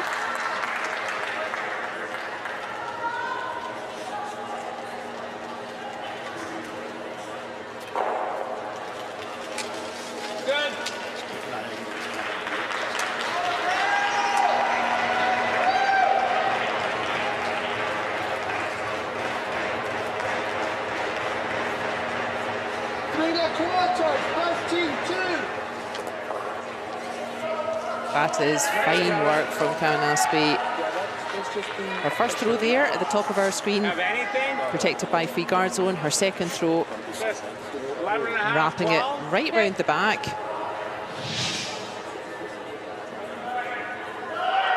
Curl, curl, curl, curl. And it's bang on the 4-foot, the green circle. That really asks the question of Canada. That's super beginning for Great Britain in the 6th end.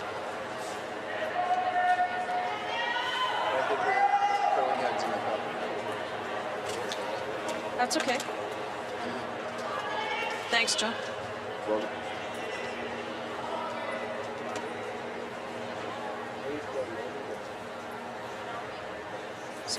Flat spot.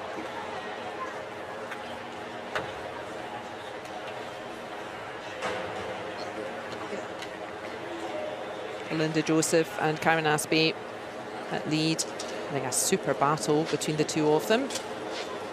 That can be a helpful way of thinking of a game. You have your own personal battle with your opposition.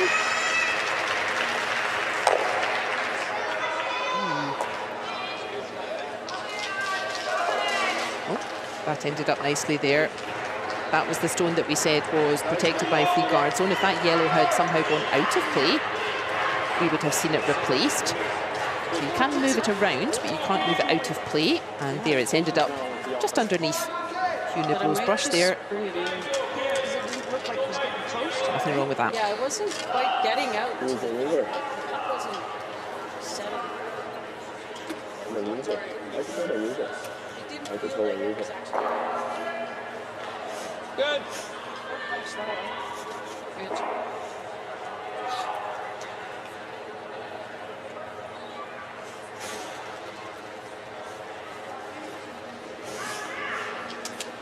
Good.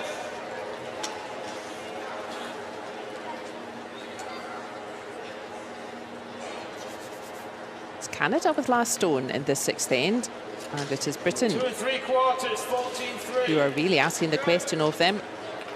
Piling yellow stones in the house, blocking that centre path, 10. neutralising the Canadian attack Yeah, you'll by attacking better. That's fine.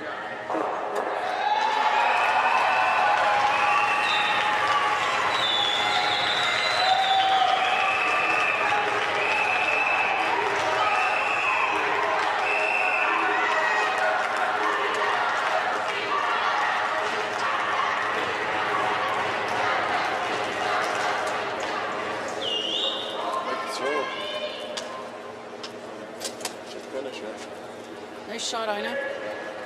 They like that already. Ooh, thread that needle. Just picking out the shot. Lovely throw from Ina Forrest. Really well thrown. Yeah. 9-4. Another good opportunity to point out that 13.5. Ina Forrest snuck her stone through that little gap without any sweepers to help guide that stone. Look at that. Straight through the middle. Picks out the shot. Very nice from her.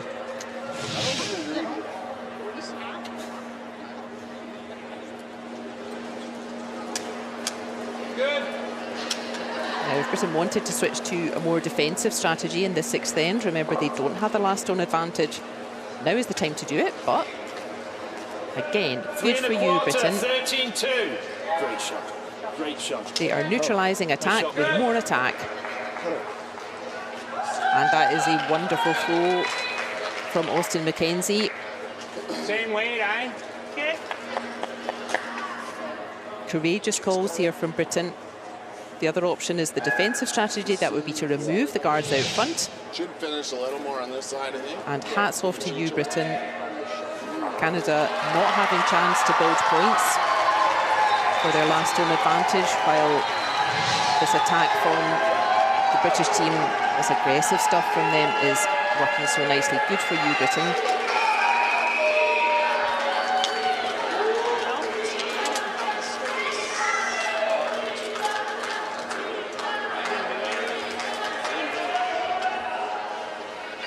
And a rare miss from Ina Forrest. At 9-7. Bearing fruit for this British team. 14. Aggressive strategy always. High risk, high reward. Britain took that risk. Good for them. And now, can they build themselves a reward? Tiny. Yeah. He's good.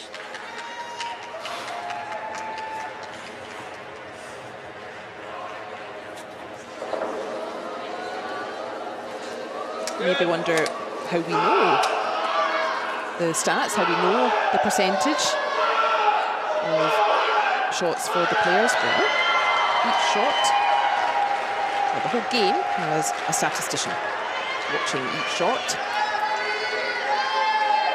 And each shot is marked out of 4. And if you make it exactly as asked, you will get 4 out of 4 points. Yes.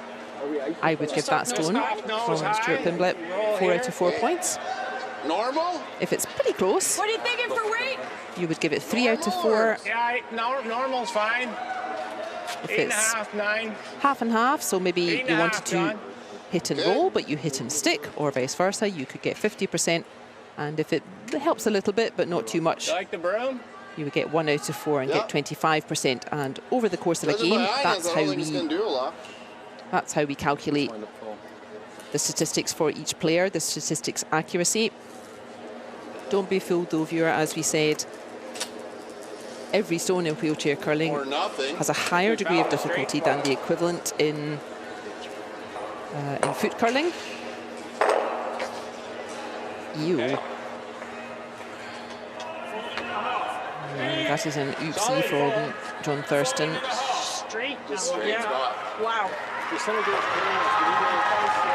silver lining, if you're a Canadian fan. This thing where, like, Canada does have last stone. They will have final say in the 6th end. Everything coming up Britain at this point. Good. Cheers, good. And this man in front of us, Stuart Pimblett. The whole team's been playing very nicely.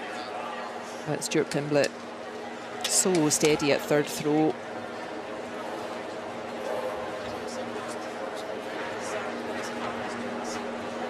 Similar idea, I think, being asked for.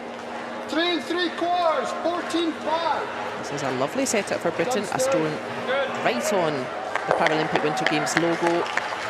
2 yellows blocking out front. And for a bonus, 2 more yellows just hanging around. You don't like Mark? Do you That like the 12-foot run on circle, this the blue side? one. I think we got to open it up. Kim? You do have to open this up. eh?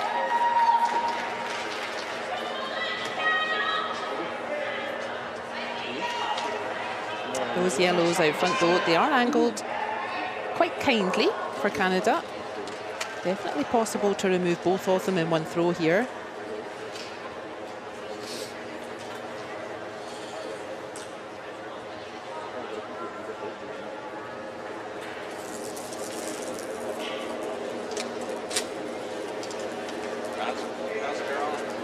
Big push from John Thurston. He's got one, that's fine.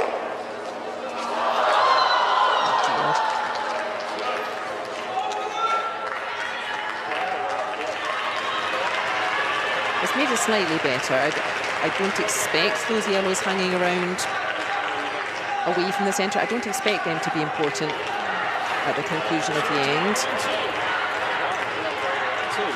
It's on 2. But he's really only made it slightly better with that throw, John Thurston. Still quite a lot of work to do for Canada. Good news for British fans. But a lot of pressure on these final stones in the 6th end for Canada. Too much. Try a bit more. Smooth, yeah. 14.5. Higher, he's okay. 15's okay. I think that's okay, Stuart. No. I think that's okay. I think that'll finish outside the center line. Okay. Hugh Niblo, this is his 3rd Paralympic Winter Games. Finishing 7th and 8th at Pyeongchang and Beijing respectively. I'd love to just start pushing towards semi-finals and medal games.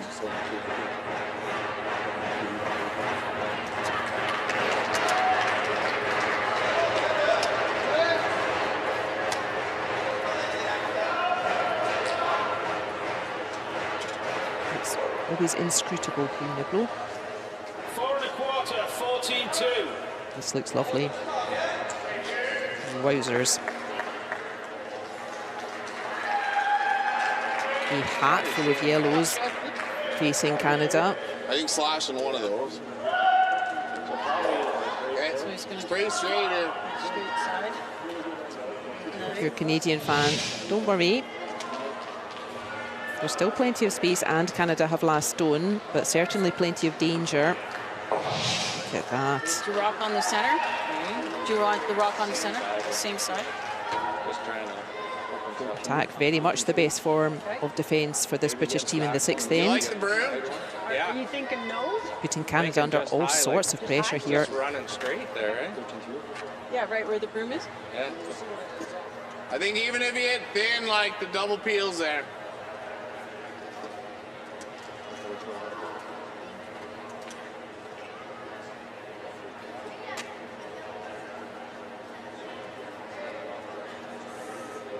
This is quad, man.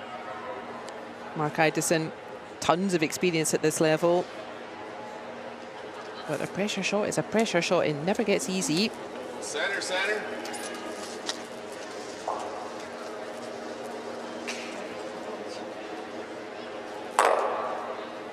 And that's fine.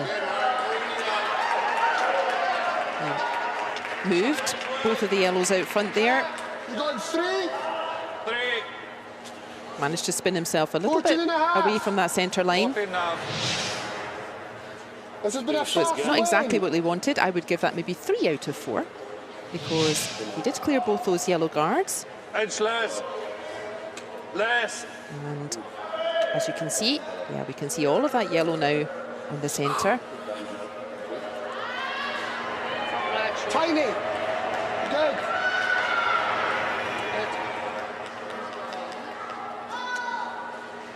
Super end for Great Britain though in the 6th end.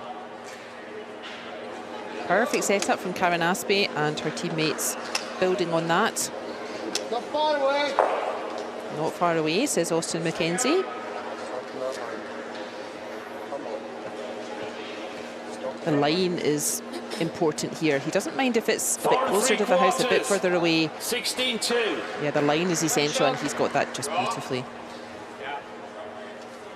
Smack in front of the yellow, right on the pot lid. And indeed we see Canada realising, yeah, there's no way, Probably a touch more. there's no way through to that yellow at weight. We're going to have to 13 and a quarter. 13 and a quarter. play kind of a running draw, so they want it just a little bit heavier than a stone that would land on the tee. They need to just punch that yellow back. It's a very difficult shot. They need enough weight to push the yellow, but not too much that it doesn't curl enough. The faster the stone's going, the less it will curl. This is a huge shot for Mark Idison. This needs to curl. This needs to curl. Oh boy. Is it going to get there? It's not going to curl enough, I don't think. But that is a very excellent throw under all kinds of pressure. If that throw had gone wrong, there were 4 yellows waiting to pick up points. So a very good effort from Mark Idison, but what an end from Great Britain. 8 out of 8 stones. And a stolen point for them. Yeah, that red. Not able to curl. Weight was pretty good, but not able to curl. And that is a stolen point for Great Britain. They get a point without last stone. They'll be delighted with that 6th end. It is Britain that lead Canada 3 points to 2.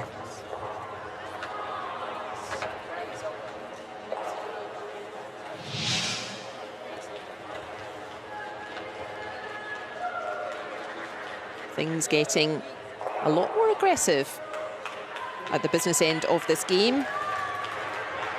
Mark Idison forced into such a clutch shot. If this stone had gone wrong, it was all but a match point. Cutting down a score of 4 to 1, but it's still a steal to Britain. They lead 3 points to 2.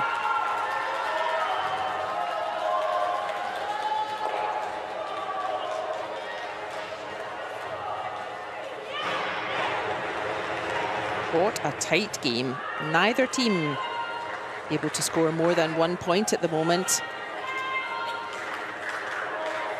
Score looking like a binary code. British fans in the house, they'll be delighted.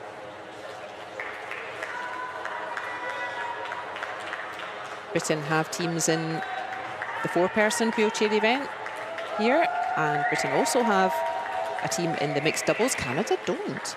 That's how tough the qualification is for wheelchair curling these days.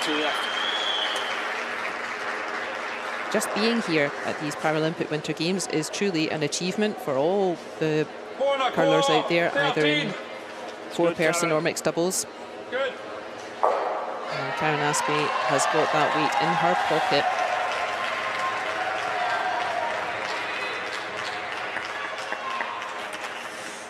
That is a super start. I'm sure the coaches, they'll be just thinking stone by stone. That was a great sixth end from Britain, but we still have 2 ends to play, the 7th here, and 1 more after that. And look at that. Colinda Joseph, not really having a bad game, but Karen Aspey just having the game of her life out there.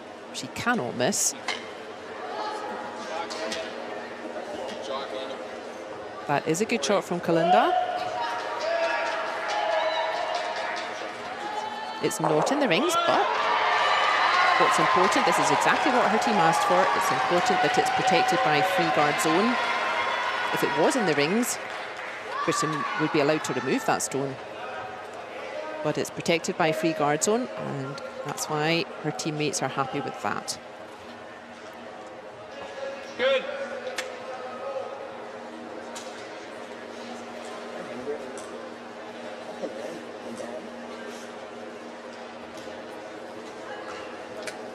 Good. The Canadian team have never failed to medal. They have played at every Paralympic Winter Games since the introduction of wheelchair curling in 2006. That was in Torino, also in Italy. They have played at every single event. They have won a medal every single time. And the British team, they have also played We can go in, yeah. at every Paralympic wheelchair curling event, the 4-person discipline.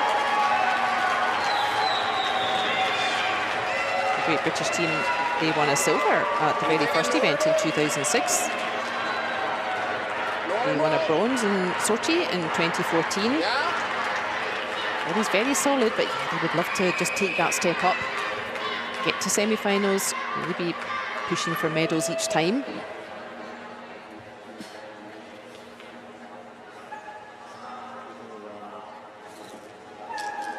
That's gone, I think. And the fans will be delighted with the session they've joined this morning. Ooh, that's a rough miss for Colinda Joseph, though. 4, 3's okay. 4's okay. 14. And this is starting to look familiar.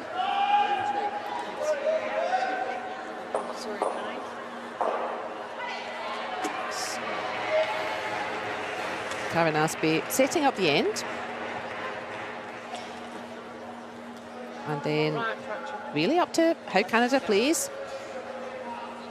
That will dictate the kind of shot that her teammates should be playing from there, but she's been setting up the ends just beautifully. It's starting to look familiar.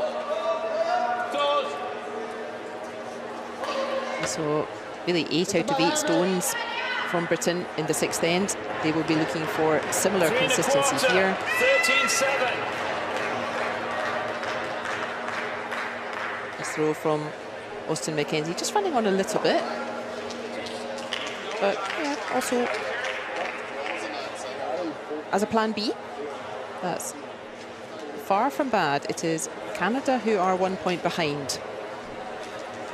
And yeah, Canada still just ignoring all those stones in the centre. What they're trying to do is use that red guard thrown by Colinda Joseph with her first stone. If they can get a red in behind that guard, a red in behind cover. Oh no, my mistake. They are trying to do that the other way, which is a hit and roll.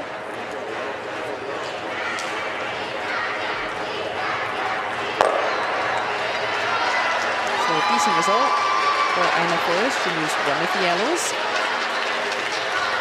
The other 2 behind T-line, and I think that's about as central of a stone as we've seen in this competition.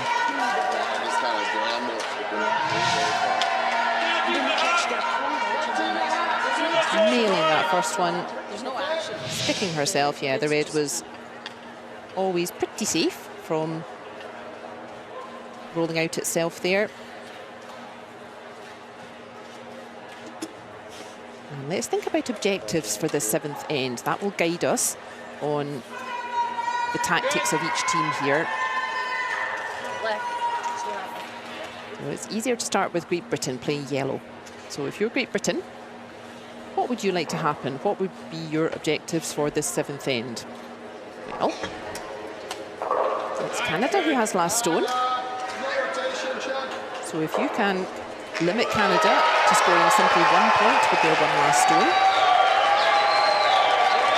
that would make the overall score 3 each, but you would have last stone advantage in the 8th end. So that's a pretty good result for you. If it goes similarly to the 6th end, and if Britain would score 1 yellow, steal 1 yellow, then you would be plus 2 points. And you wouldn't have last stone advantage, the hammer in the 8th end, but you would have a cushion of 2 points. And even if Canada somehow could score 2 here, 2 red points, that would make the overall score 4-3 to Canada, but Britain would have that last stone advantage in the 8th end. So a few choices for Great Britain.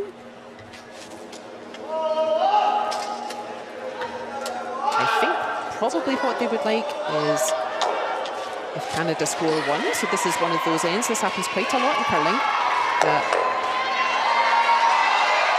Giving a score of 1 to your opposition is a good result for you. And I think this is one of those ends. But that was a fine throw from Ina Forrest. And the momentum starting to shift a little bit. I like a 9. Yeah. Leaving 2 yellows and rolling into it. Yeah, are you all right with that? Nice spot herself. Yeah, no skips them both. Don't force it. Hugh Niblo absolutely right. He's saying if you hit that front red on the nose, right in the middle, then both reds will spring out either side. Front left. Yeah. And Stuart Pimblett Yeah. can get this shot perfectly. He will be giving his team a big boost to achieving objectives in the 7th end. Close. Maybe a wee bit. Niblo saying it's close. 3 1/4, 8-8. Just like that. Stuart Pimblett, don't be fooled by the percentage, guys. Stuart Pimblett is having a wonderful game, so steady at 3rd throw. Before, after. What a throw from Stuart Pimblett. He'll be delighted, his team will be delighted. You go ahead and have a big smile to yourself, sir.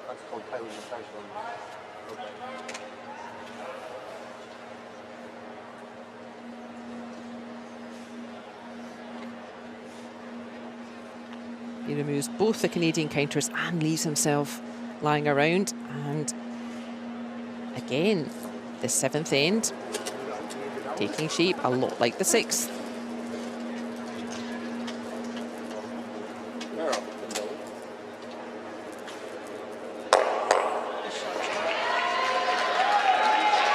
That is another fine throw though. A great response from from the Canadian, John Thurston. That is exactly why Colin de Joseph put that guard there in the first place. So you can play a double takeout, I can play a double takeout.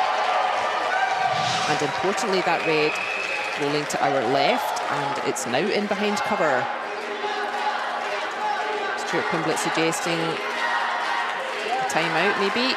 And yes, they have. Hugh Niblo holding his hands in a T above his head. Both teams have a 1-minute timeout. Their coach can come join them on the ice, discuss the situation, give some advice. So we shall see British coach coming for a confab. I don't know. That's why A little bump around. So the minute doesn't start until the coach arrives. You can see I like the draw. my rider approaching. Let's see what he says. We just make the draw. Oh, wait. Well, that's look, if it come on and off, well, sure. I don't want it to come on and off. I'm saying that's plan B. Yep. Yeah, I think we make the draw, and if we're like just in front of it under the guard, that's okay. The only thing I'm a little bit scared of is if we max ice and we come up top 8, they make the hit and only like 2 under the corner. Yeah, no, we've got to get close to Try and bump it. See, even to be honest, even if you come and you bump it and roll off, it's not terrible. If he nuts it, then you've As long got as it's back hit and enough roll. over that. You can put a guard on that one. Yeah. Yep. just top 8. What weight are you thinking? 13.5. 13 and a half. 13.5, 13.7. Happy? 5. Okay, let's make it good. 13.5. 13.5. Pick it. Let's go, Stuart. You've got this, mate. 1 minute coach interaction is concluded. Very productive there. You heard the team just discussing a couple of options. You also heard them discussing not only if we do this, then we expect Canada to do that. So yeah, good job from Niall Ryder there, the team coach.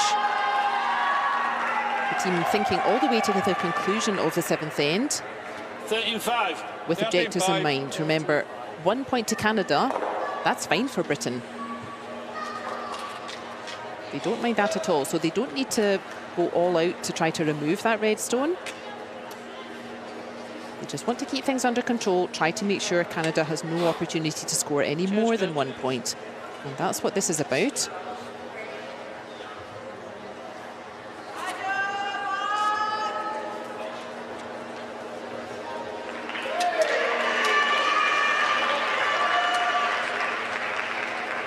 Stuart Pimblett, as we heard from the coach, just aiming to land up close to that red. They said they don't mind if it touches, it's not going to touch though. Oh.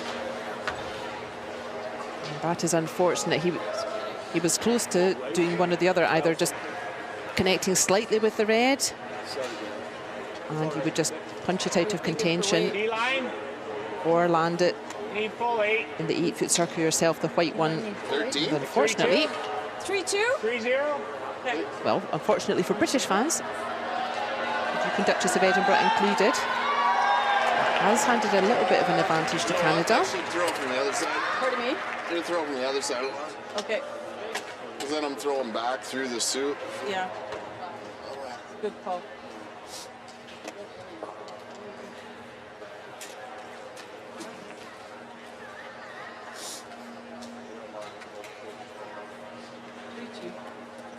He also said, not the end of the world, even if Canada scored 2 points here.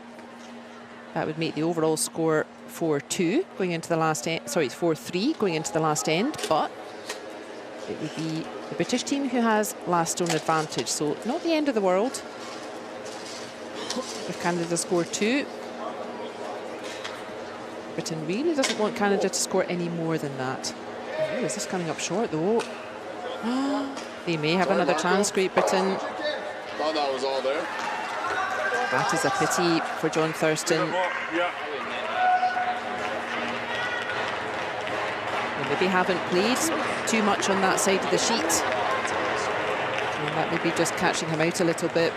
Yeah, all the stones playing right to left as we look at it. And maybe just a slightly colder piece of ice. A path less travelled, and that's a pity for John Thurston.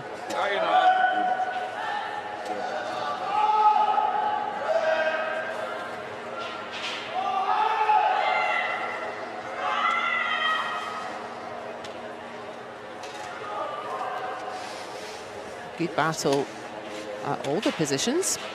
Tiny.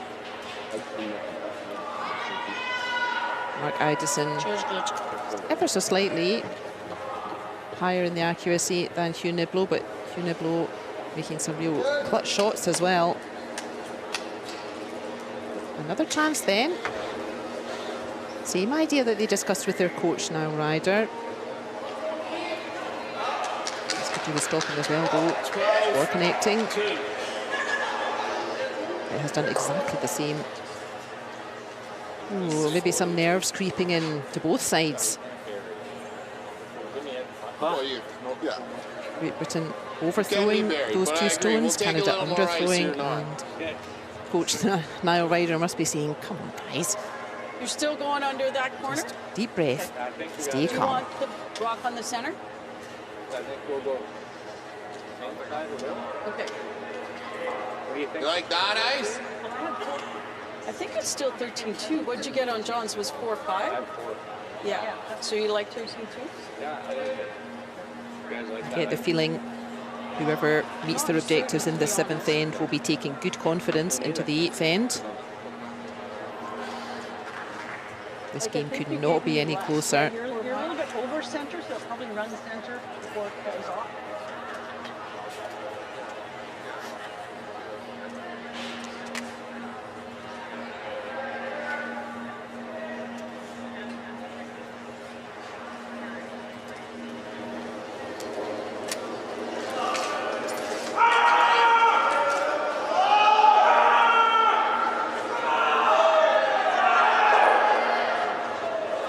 Another chance for Canada then to get a second red into play. Is that going to stop though? Has he overcorrected? Oh, that is another. Yeah, he's overcorrected that, Mark Idison. That is a mistake there. He needed that to be better than the yellows. 2, 3. Yeah, same shot then. Yeah. Exactly, yes. Same shot, please. You want the same weight, less ice?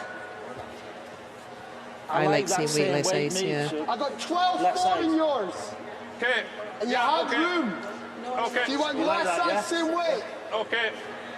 Go center. Or that shot's full. I think that's a good suggestion from Austin McKenzie. Remember, the brush position plus curl equals target at the end.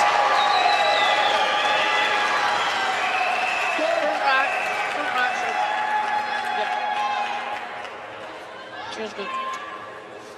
Austin McKenzie then just suggesting, why don't I take a little bit less ice? So he's going to move the brush towards the other stones slightly. And a similar kind of weight from Funeblo. If he can neutralise this red completely, they will be delighted. Oh, this looks lovely. This looks lovely. That is a super shot from him. Phew, got there in the end. Maybe a little bit of nerves creeping in with both teams, but this is exactly what the coach suggested all along. Seeing this turn? Very difficult to Which turn do remove you that see yellow displayed by Funeblo. Very difficult for Canada to score 2 here, and indeed they're not even going to try scoring 2. Sometimes you just have to Hasn't been accept played it. on this Yep, side, isn't it? that was a perfect throw from Funeblo, But I still think it's and it is Mark St. Peel's your Idison last one. drawing for a single point here. Last draw on the other end.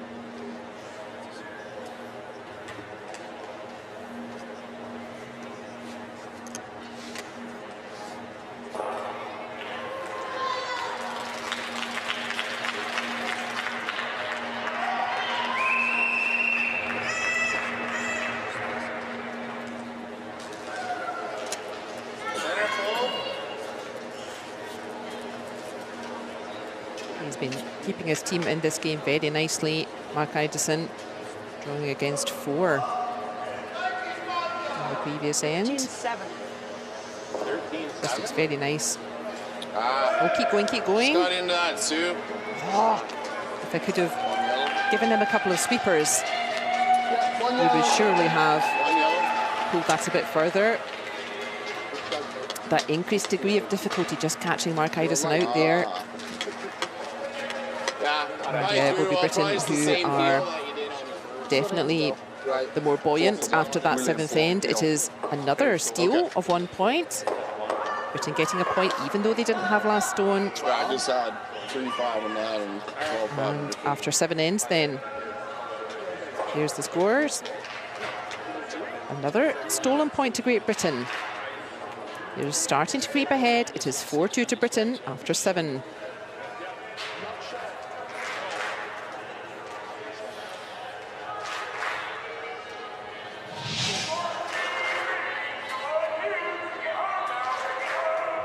Really intriguing end here, the 7th end. Many more stones in play. Look at that, though. All but neutralising Canada's attack on his own. Stuart Pimblett, a couple of mistakes then, though, starting to creep in, and Mark Idison just coming up slightly short. Yeah, he's frustrated with that. That hands a stolen point to Britain.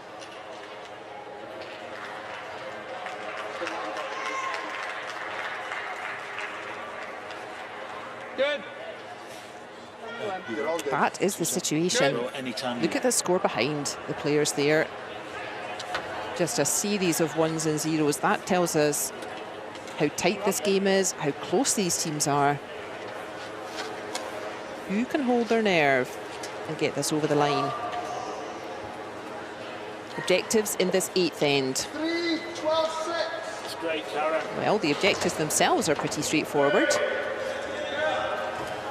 Canada, they need to score 2 just to keep the game going. If Canada can score 2 here in this 8th end, we will have an extra end to decide a winner. That is their absolute minimum here. Halfway.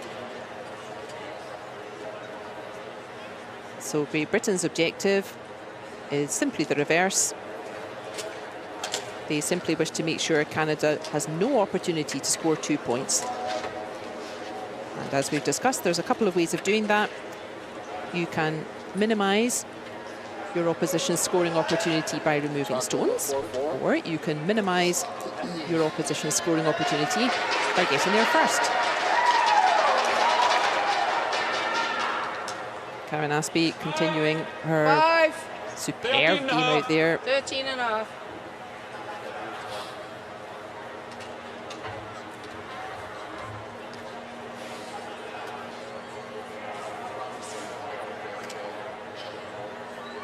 Good.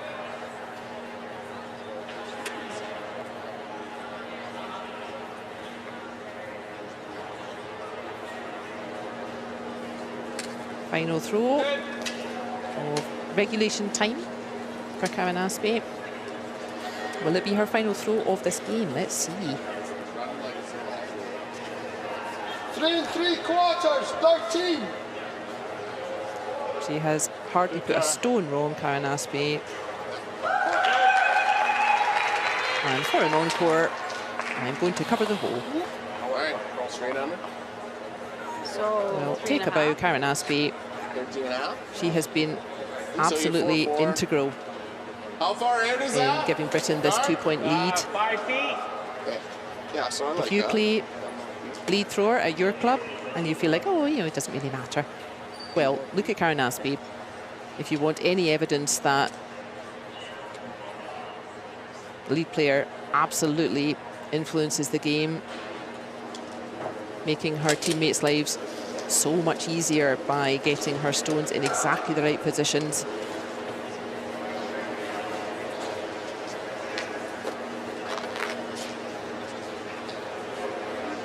And I think this is a wise idea. Canada just ignoring both of those stones and making sure they have a stone away from centre. So this is the classic tactic if you're a couple of points down and you need to score 2. 14 and a half. Play that corner guard, protected by 3 guard zone, then you wrap a stone round the back. Linda Joseph has done exactly that. She has also done everything that has been asked of her in this 8th end.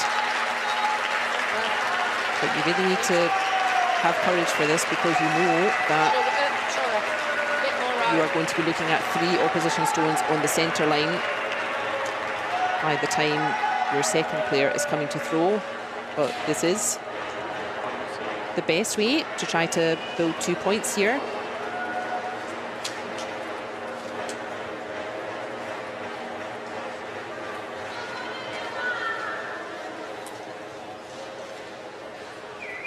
Two and 3/4, 15-2. That is nice from Austin McKenzie. Very nice. Right, Canada. You have point number 2 It's like on the right of our screen. 11 and a half, Ian. 11 and a half. Okay. You really ran straight here last time. How are they going to get point number 1? Now they need to attack the middle. Your 9-4 ran pretty straight on this. Yeah, ran really Yeah, straight. 11 and a half. Yeah, I love Yeah. it. I was just looking back. They have a red towards the side of the sheet there. They will be expecting or hoping that that will count as point number 2 at the conclusion of this 8th end. And now we will see the teams battle it out in the centre. Canada trying to clear some space, give themselves a chance to get a point at the centre. That's nice from Ina Forrest, but again, that lovely placement from Karen Aspey at the beginning of this end means that Ina Forrest not able to remove both at once.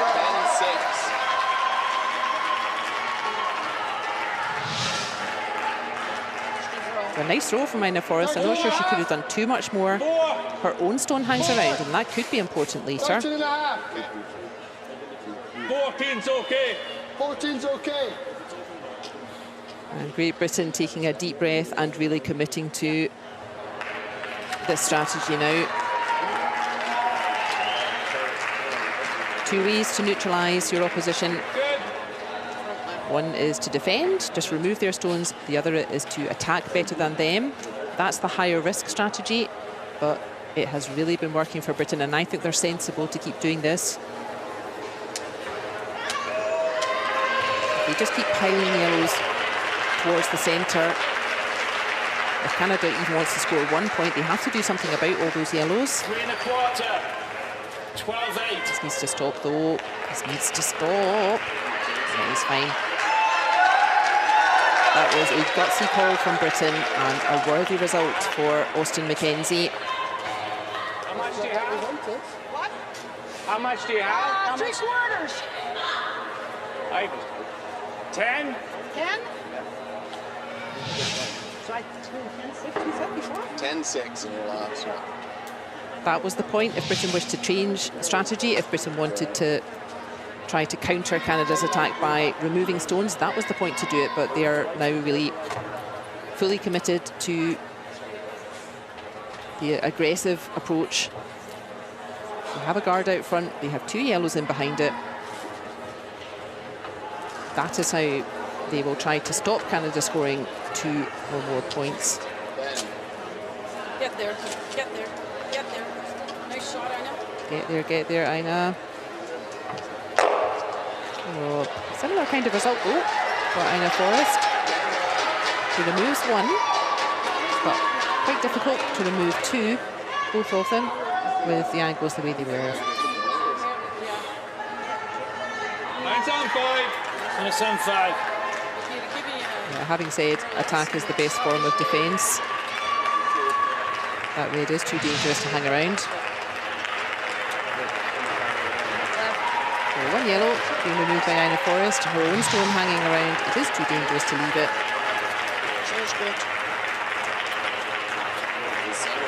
But important with this shot is not only removing the red, it is vital that this yellow sticks around as well.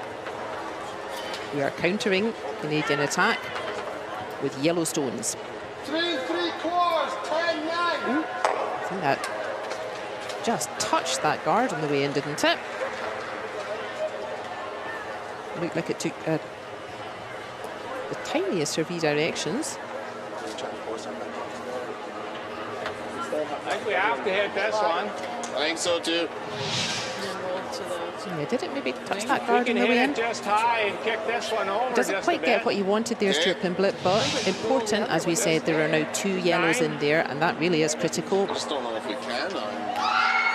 We could do We want to limit Canada's scoring opportunities. It's important that we have yellows clustering around that green 4-foot circle.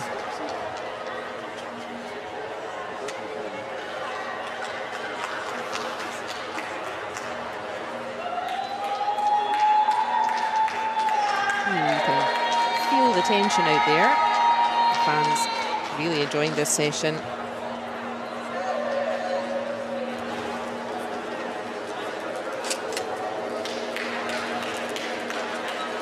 We're in the 8th end. Will it be the final end? If scores are tied, we will play an extra end to decide a winner.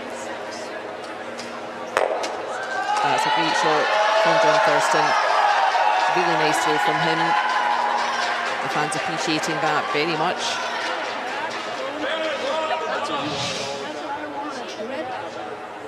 And just pops that yellow out, gets a lovely roll. And it is currently Canada lying 2 points that they need to push this game to an extra end. Don't force it. She prefer 9-7-5. 9-7-5, do you say, or 9? 9-7-5, fine.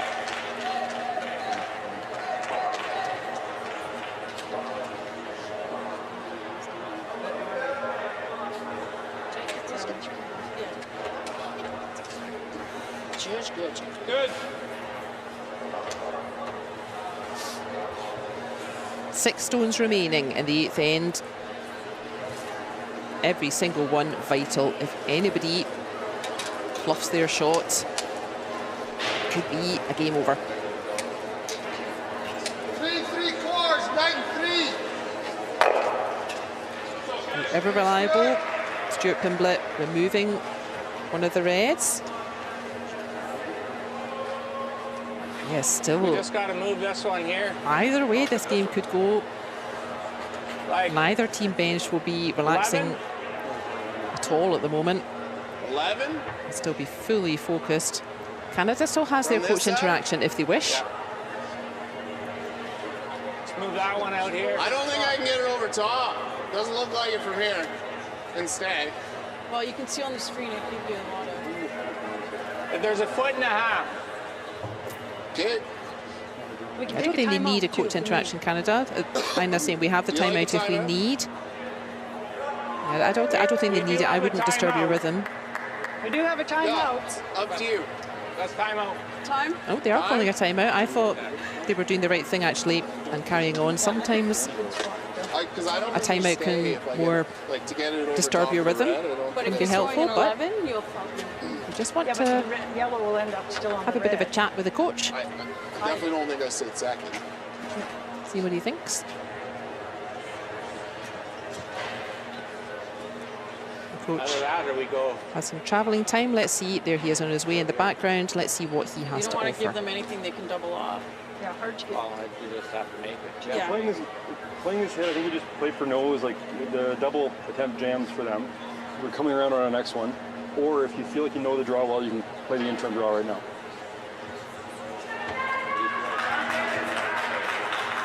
My first instinct is to hit this for one and then go on the attack. If you feel like you know the path well, make that hit and stay. Because you leave a jam mark behind it, and this double jams onto it. Yeah. It's high enough that you I can like chase it. around it. I like it. But I think on your next one, you might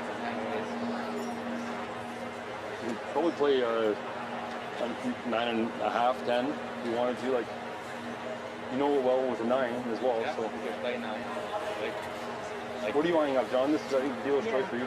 You're seeing same side starting point. Should be relatively you straight. can start it from center, wherever you got. No, center's flat. I don't want Should be center. relatively straight here, eh? So 9.5. 9.5. And like that rock's been under curling, right?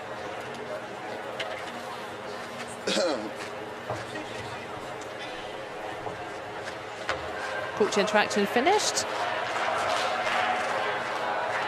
Again, we heard the teams talking about not only this stone, so if we do this stone, here will be the situation for Britain, so we would expect them to do this. Really talking through not only this stone, but the 4 remaining stones afterwards as well. Critical to get this decision right. And now critical Nice and smooth. to get the throw good as well.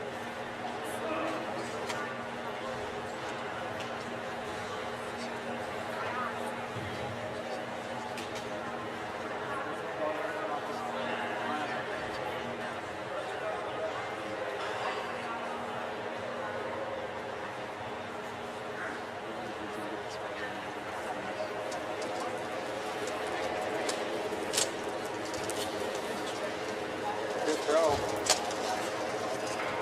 They like the look of it so far. And I think that was always going to happen. It was hard to curl past enough of the yellow that it wasn't going to just squirt straight back onto the red. But the important part is the following. 1, 2 reds are currently in scoring position. That's exactly what Canada needed. Doesn't matter too much about what's going on around them. Say again? Have you got all the red? Yeah, Which red? This one or that one? One that just played. yeah. Yeah, you can see all of it, yeah? Go for it. Just asking the throwing end, how much can you Nice see on of that 5. stone? Nice on Is it 5. hidden behind the guard at all? And Stuart and Karen at the other end saying, no, you can see all of it. Well, a little bit more. That looked like it's swung. Check what he said. He said, do you want a bit more right? Yeah, on my clock, yeah. Yeah. Okay. Yeah, smooth chug, yeah? I can almost get on my clock. Smooth. Do you want it on the clock? It's up to you.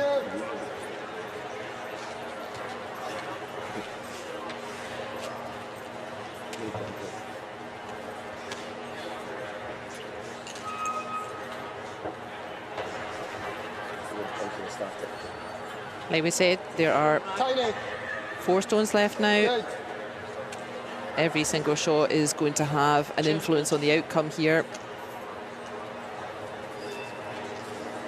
Canada needing 2 reds to take this game to an extra end.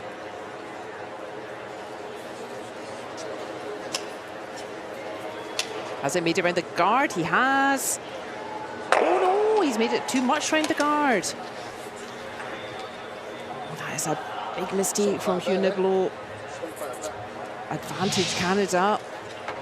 Oh, look at that. Curled too much around the guard. What an opportunity for Canada here.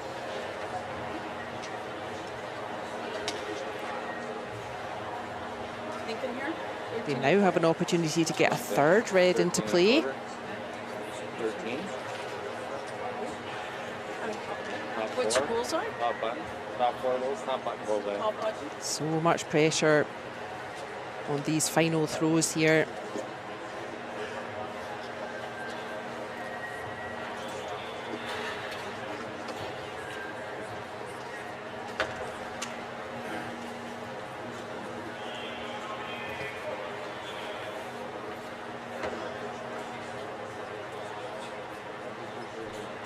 Well, Mark Idison, huge opportunity to put your team close to at least an extra end, if not more. This looks pretty good. That's a great shot from the Canadian skipper. 1, 2, 3 yellow, excuse me, 3 reds currently lying. John today.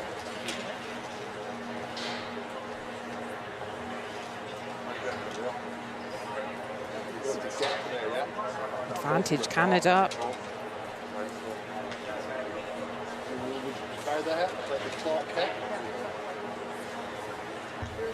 Britain have used their coach interaction. More room for leeway of if you finish in here or here.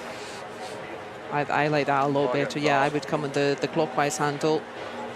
You have to get to here. Anything more for the yellow second. You have to get to here to come across. But finally, it's... You go for the draw. Yeah, I don't mind that. He's got a couple of stones to rest on, rather than try to remove them. 13.5. Yeah, edge 8. Finally, it's Hugh Niblo that has to throw the stone. We can have all the discussions about all the possibilities, but finally he's the one that has to feel comfortable throwing the stone. And sometimes it really is just a matter of personal preference. There's no right or wrong throw. It's really just what the player is more comfortable throwing based on how they've played today. Sometimes they feel more comfortable throwing a takeout, be hit and stick. Sometimes they feel more comfortable throwing a draw, just directly get the stone to the centre.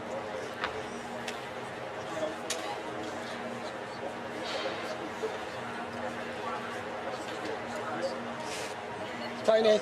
Good. Left, slightly. Just good. You could cut the tension with a knife. Final throw of the 8th end for Great Britain skip and 3-time Paralympian Hugh Niblo. This must be up though. This must be up. This must be up. It needs to get to 4 foot. It needs to get to 4 foot. It needs to get to 4 foot. Oh, Britain.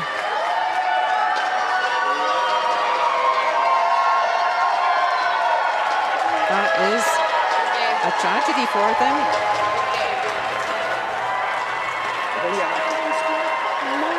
Really snatching victory from the jaws of defeat, Canada. Their fans are going wild. I'm not surprised.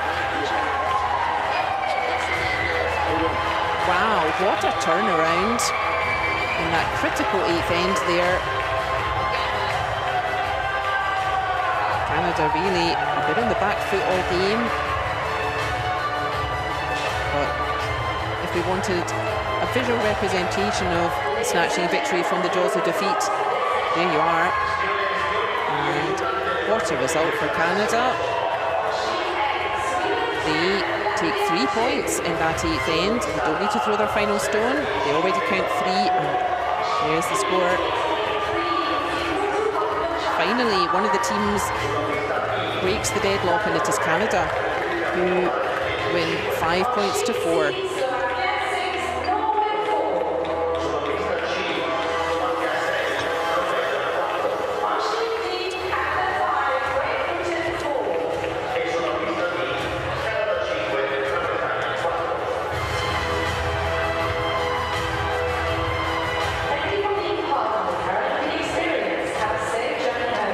Here's the story of the game. Pretty steady stuff from the Canadians. Again, don't be fooled by the percentage. All stones in wheelchair curling have a higher degree of difficulty for multiple reasons compared with foot curlers. And hardly surprising that the percentages end up different. The same system used to rate accuracy for foot curlers. And look at that. Superior accuracy all over the shop for the Great Britain team. But just a couple of missed shots in that critical last end. They will need to pick themselves up, Britain. They absolutely had the better of that game all over the shop, and what that tells you with this kind of overview, better accuracy, more stolen ends,